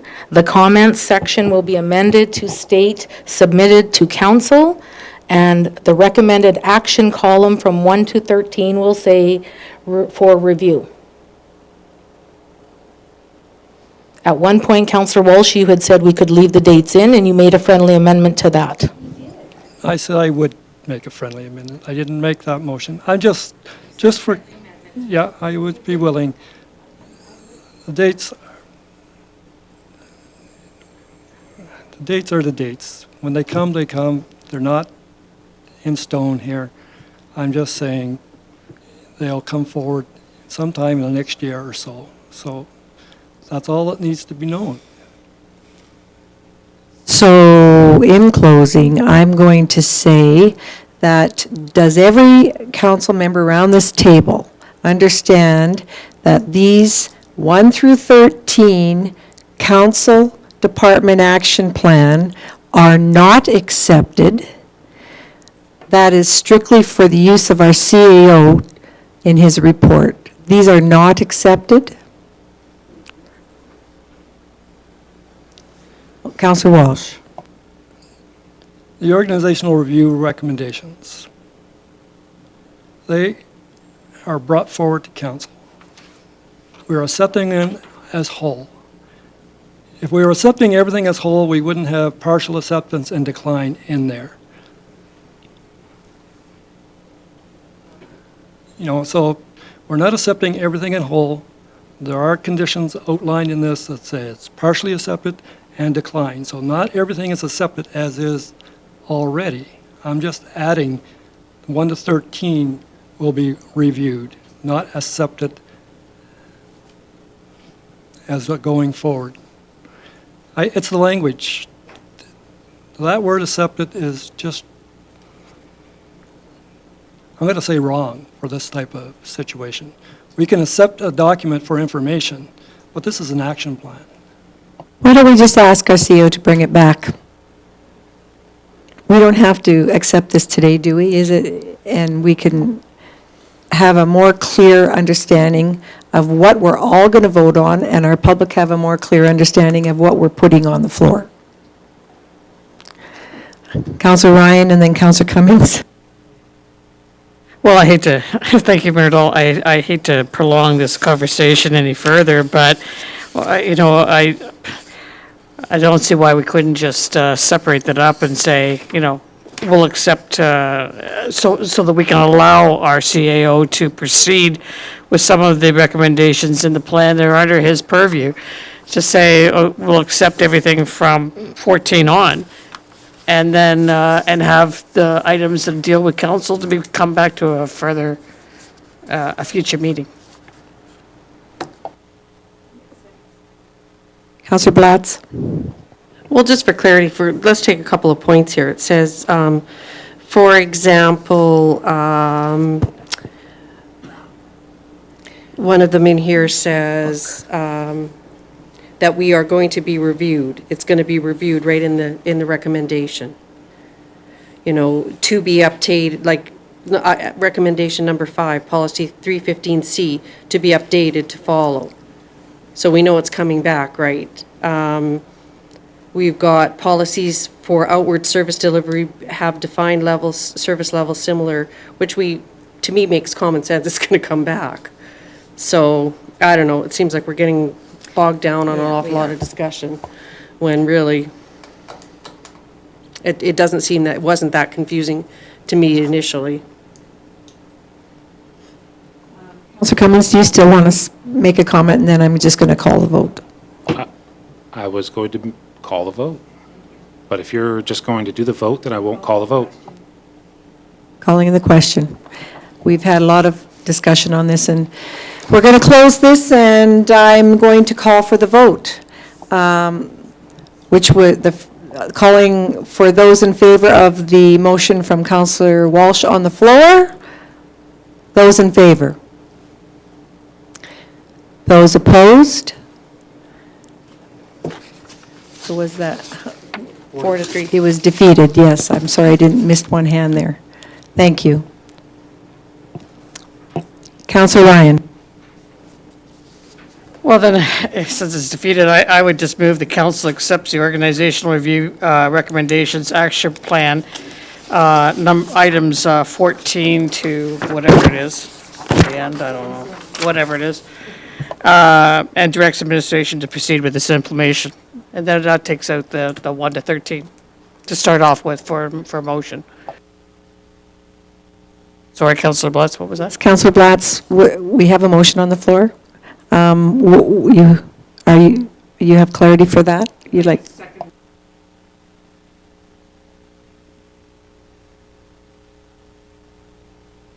Why don't we vote on your motion, and we can make another motion if we have to. We have a motion from Councillor Ryan on the floor now to accept 14 to 77. Any further questions? Councillor Walsh. This is my recommendation at PNP to sever the two, so I'll support this motion. Thank you very much. We have a motion on the floor. Any further comments? Call for the vote. Those in favor? That's carried unanimously. Now, is there any further discussion on this topic? Seeing none, we'll move forward. Thank you. Oh, I'm sorry, Councillor Cummings, did you have your hand up? I'm sorry, I don't see your hand anymore. We still have to deal with action items 1 through 13 before we move on to the next topic. So if we could put a motion out to have administration return with an action plan for... Making that motion? I am. Thank you. For administration to return with an action plan for items number 1 through 13 for council's deliberation in the future. Did you have time to get that legislative clerk? Okay, we'll wait. We'll give her time. Okay. The motion on the floor from Councillor Cummings. I will call for the vote. Those in favor? Those opposed? That's carried unanimously. Now we're going down to item 7, please. Is anybody in need of a 5-minute break? Okay, fine. We'll move forward with page 95, item 7A, our Chief Administrator's Officer's Report, please. Thank you, Mayor Dahl. A couple verbal items first before the attachment. A couple events attended last week. in town on March 6th. Myself and our communications engagement supervisor attended the Uptown Mixer held at the Beach Co-op. It was great to get to meet that group. Very active and good conversations were had. And the following day, March 7th, we attended and I presented briefly at the Chamber of Commerce AGM held at the Legion. Again, a solid group of people looking to do exciting things, getting active again after COVID. And the point of those two things and me bringing it up is that just want to recognize and appreciate the amount of commitment we have from our small business community in town here. They do a great service to our community, and we are happy to support in any way we can, whether it be attending the events, speaking to them, and being partners in their continued success. Second, the community policing grant for $30,000 to study the feasibility of a standalone and/or regional force has been approved. We are working through that process now, get the grant agreement signed off. We will soon begin contacting potential consultant agencies who are familiar with this kind of work to try to get a price and scope in line, and then either go through a formal RFP process, or depending on the value, since it is lower, we could also go through the 3-quote process. So you'll see more of that coming forward soon. The final piece, which is attached to the report, is a summary of the ongoing healthcare advocacy efforts the town and its partners has been undertaking. The council has seen a majority of this already, but I just wanted to use 5 to 10 minutes of council's time to summarize for the community at large our thoughts on healthcare in town, as it always seems to be a popular subject. So the attached document hits on 3 primary areas. First is the briefing note, which summarizes our communications and meetings with AHS to date since approximately last summer, I would say. 3 separate conversations, both with council and just administration, between Central Zone AHS. Then the third thing is a document called Community Conversation, What We Heard, which is a liaising piece with the community based on a meeting held in November with local healthcare stakeholders. And related to that is the Attraction and Retention Committee, Health Professionals Health Retention and Attraction Committee, which has been reformed after several years of hiatus, with local volunteers spearheading it and the town supporting the reformation. And so first, for the AHS briefing note, I want to touch on physician shortages in our community. So this is something most rural communities are impacted by. Very few communities will say they have enough doctors. I would argue that where you see in Foremost or in Wabasca or in St. Paul or in Cold Lake, those shortages are driven by a lack of available doctors to go to those communities. I would argue our physician shortage is driven by a miscalculation in what is deemed the suitable number of physicians in the town of Olds. If you recall, in June of 2022, council was presented with Dr. Jennifer Bestard, who is now a sabbatical, the Chief Medical Zone Officer for Central Zone AHS, where Olds at its 17 physicians has a suitable number, and in fact, doing better than most. I would disagree with that assessment, that 17 is not a sufficient number of doctors for Olds, and that our physician shortage is actually man-made, not because of a lack of available doctors. The key symptoms that Olds has an approximate wait list for a primary care physician at 2,600 based on discussions with our local clinics. AHS calculates physician need on a few different factors. I would say 2 of primacy. First is the catchment area, that Olds has, according to AHS, 12,000 patients in its catchment area. And the second is panel size, which means how many physicians does each doctor see. So you do arithmetic, they want 740 patients per doctor. It doesn't figure out that 17 is their number based on a 12,000 catchment area. But that is not good math. Our patient per doctor ratio is far lower than 740. It's closer to 600. Moreover, the needs of patients in Olds are much higher than average communities. Our average age is 43 years old. The Alberta average is under 40 right now, and that's because Olds is still largely a retirement community, and you can see that from the facilities and the buildings in Olds. Moreover, we have a much higher rate of disabled patients in Olds, and that's largely due to the Horizon School in town. Moreover, we have a very active hospital that's acting as a surgical overflow for the Red Deer Regional Hospital, and that puts further healthcare pressures here. So people come here instead of going to Red Deer, instead of going to Sylvan Lake, instead of going to Wetaskiwin. Olds has become that center. And those three things, the retirement community, the special needs community, and the surgical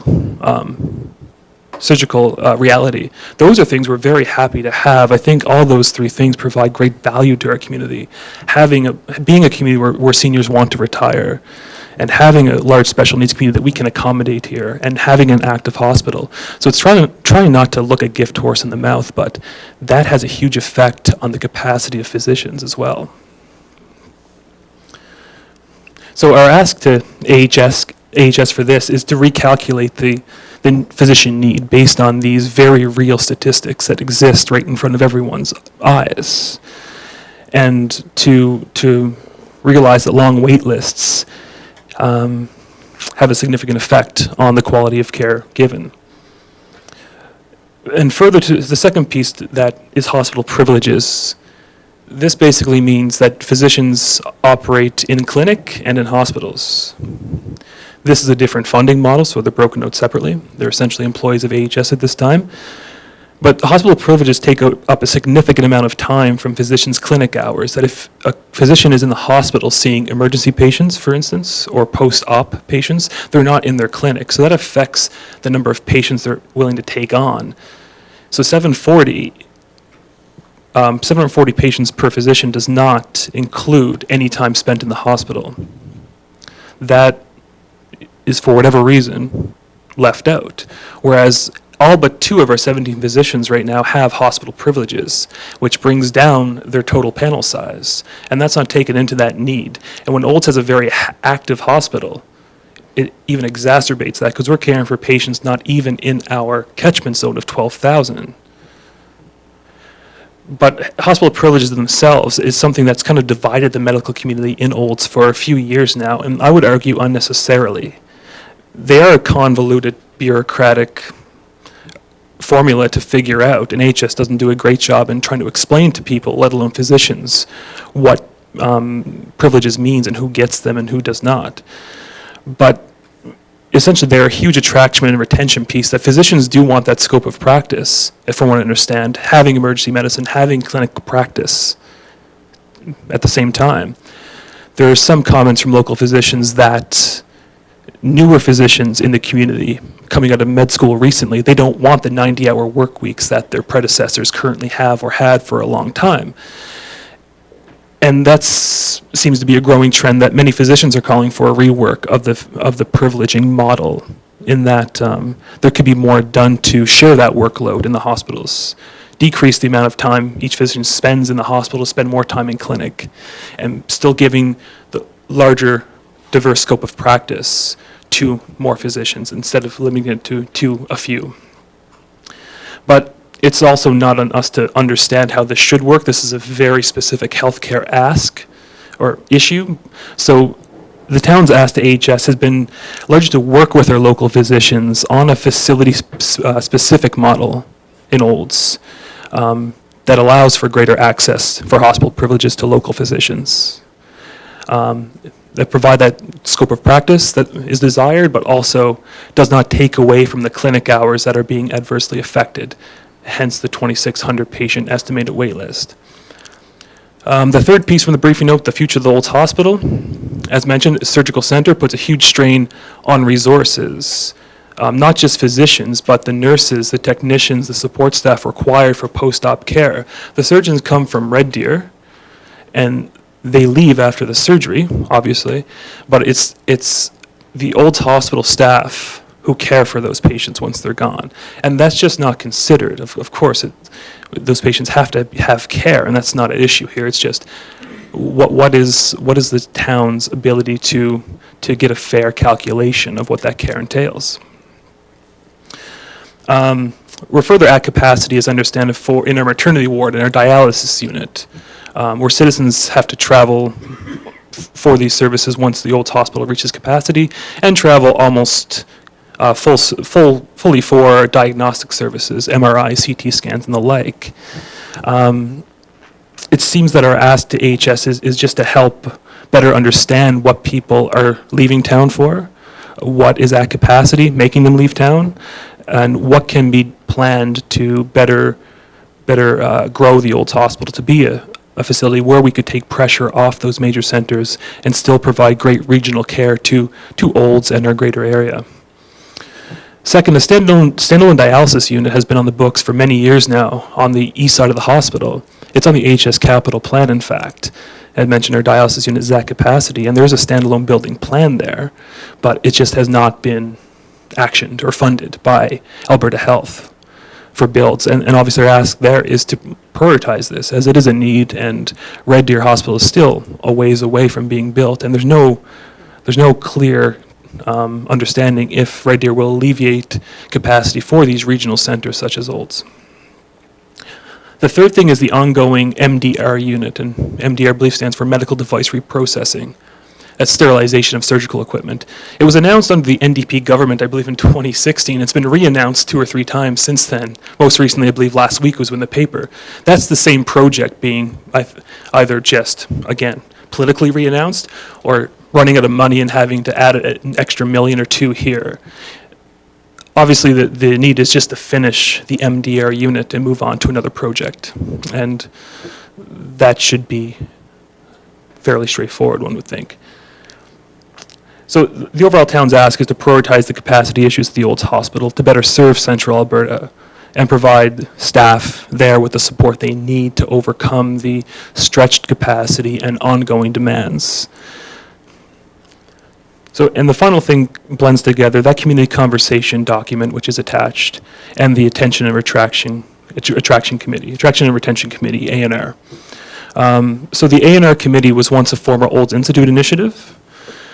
And in the fall of 2022, the Community Lifestyles Committee, again a former OI branch, approached the town asking if we would help them get this committee restarted. And administration accepted and has been working with them since that time.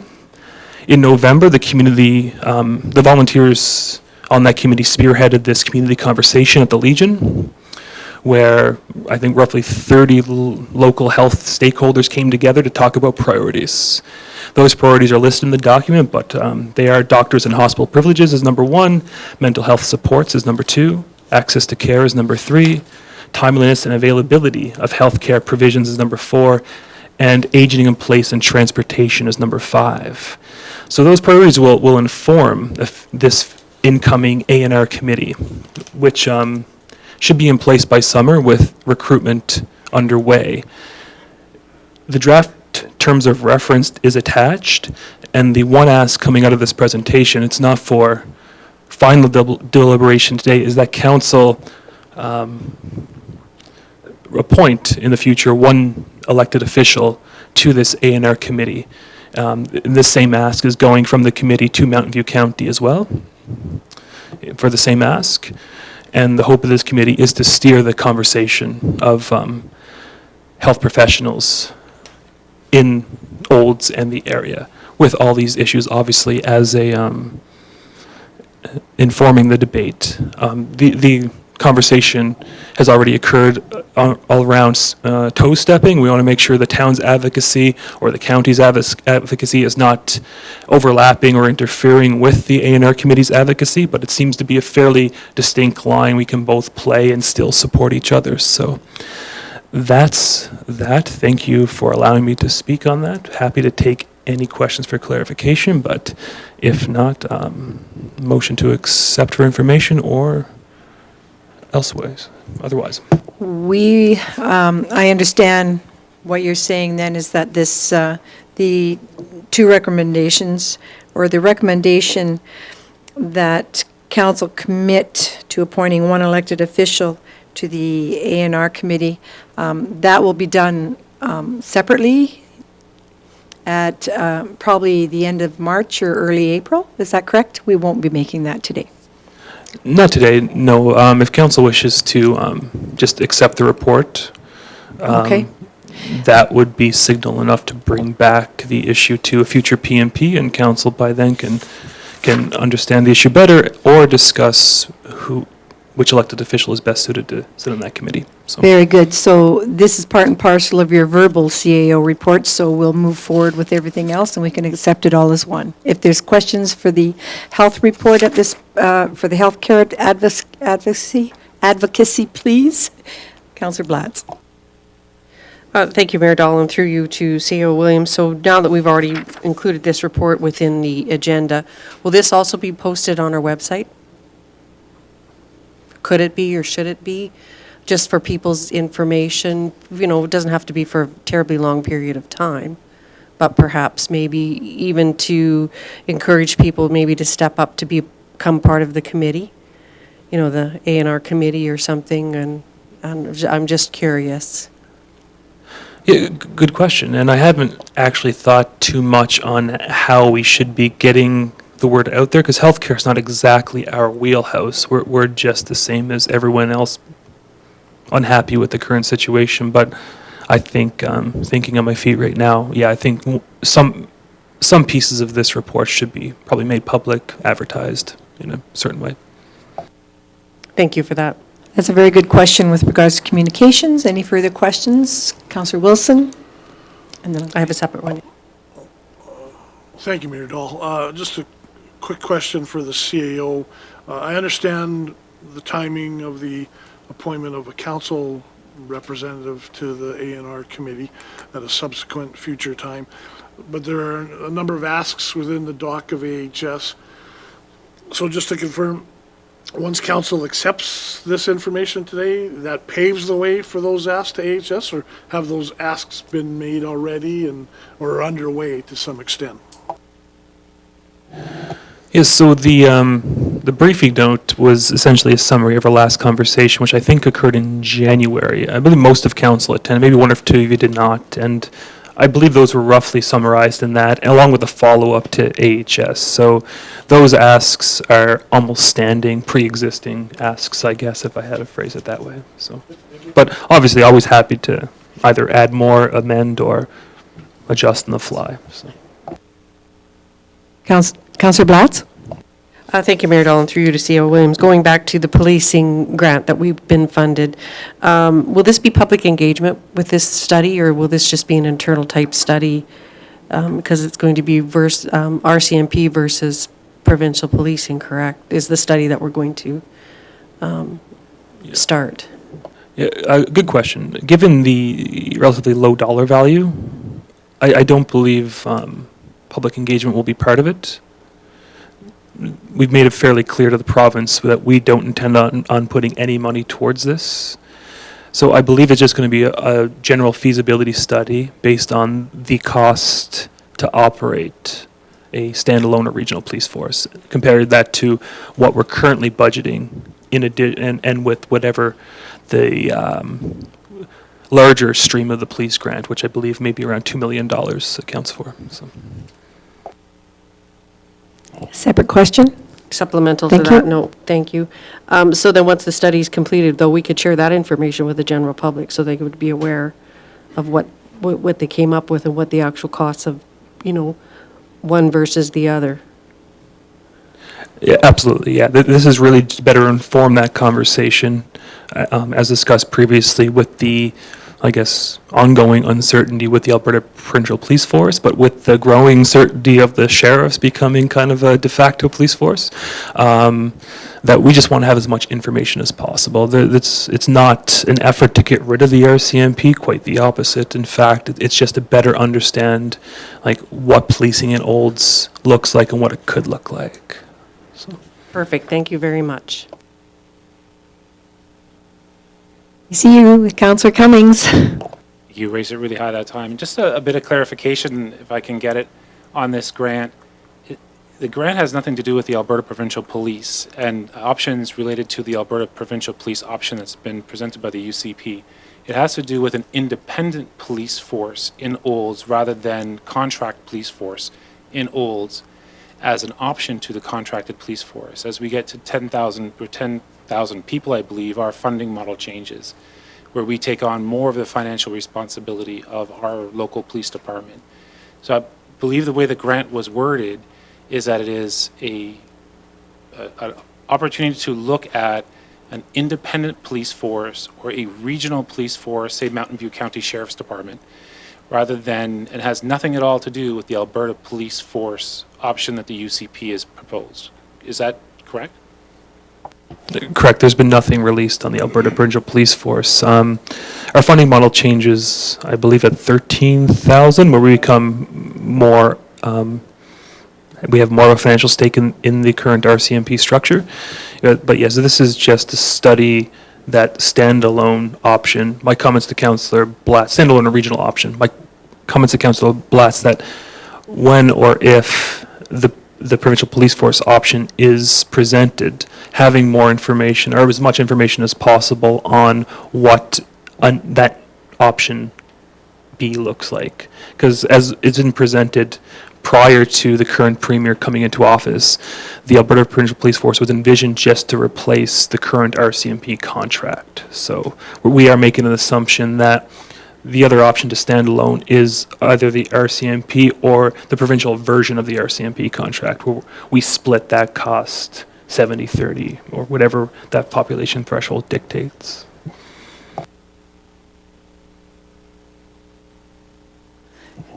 Did you want to move further on to finish your CAO report then? You're all done? Very good.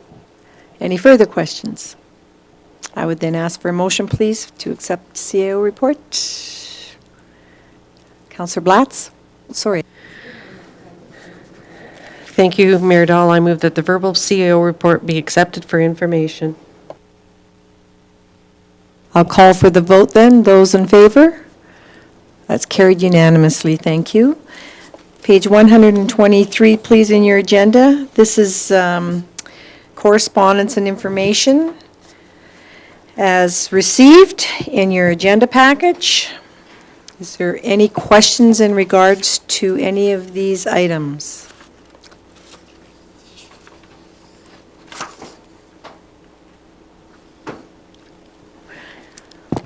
Okay, we've got lots to do with Alberta Health Services today, so we'll just ask for a motion to get this on the floor.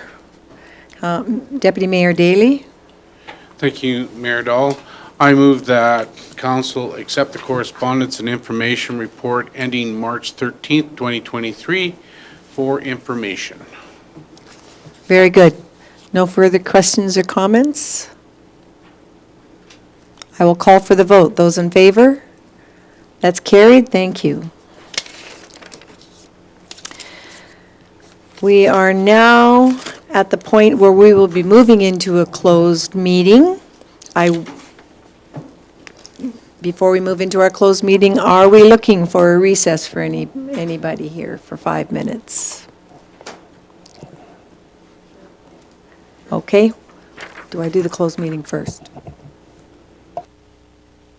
Thank you. We'll get permission then to move into our closed session.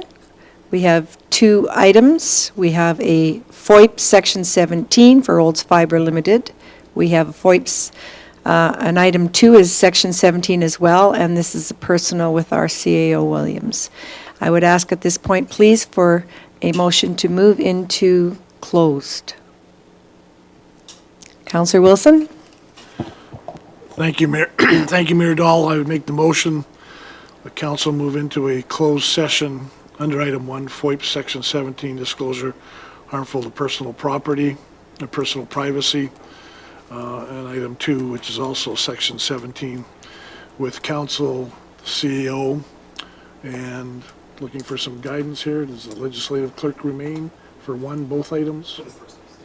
And legislative clerk will remain for item number 1. Thank you. And the time to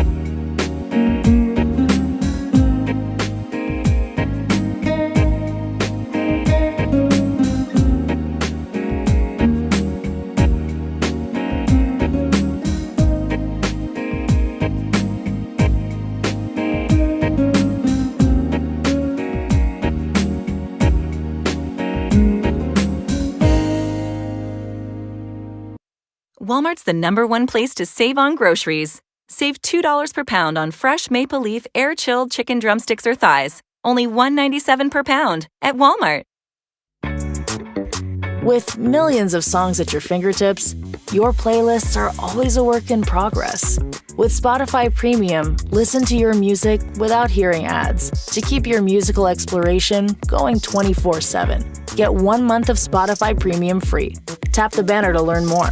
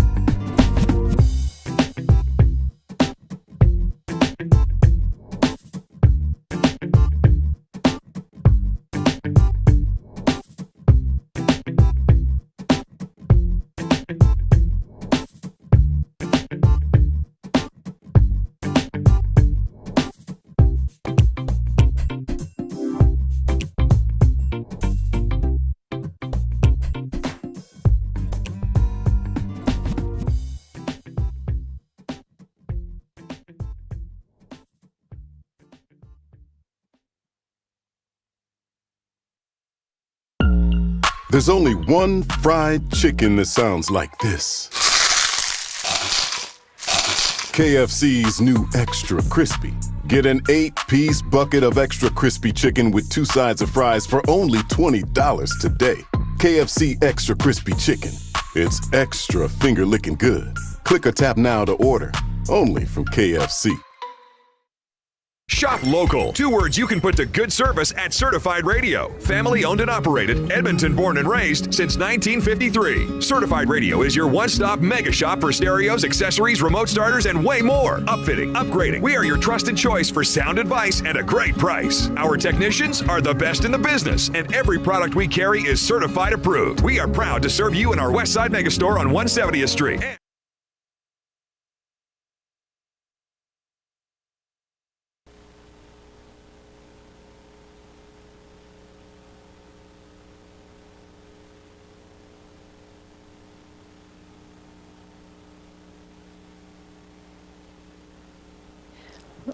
Welcome back, and thank you for your patience.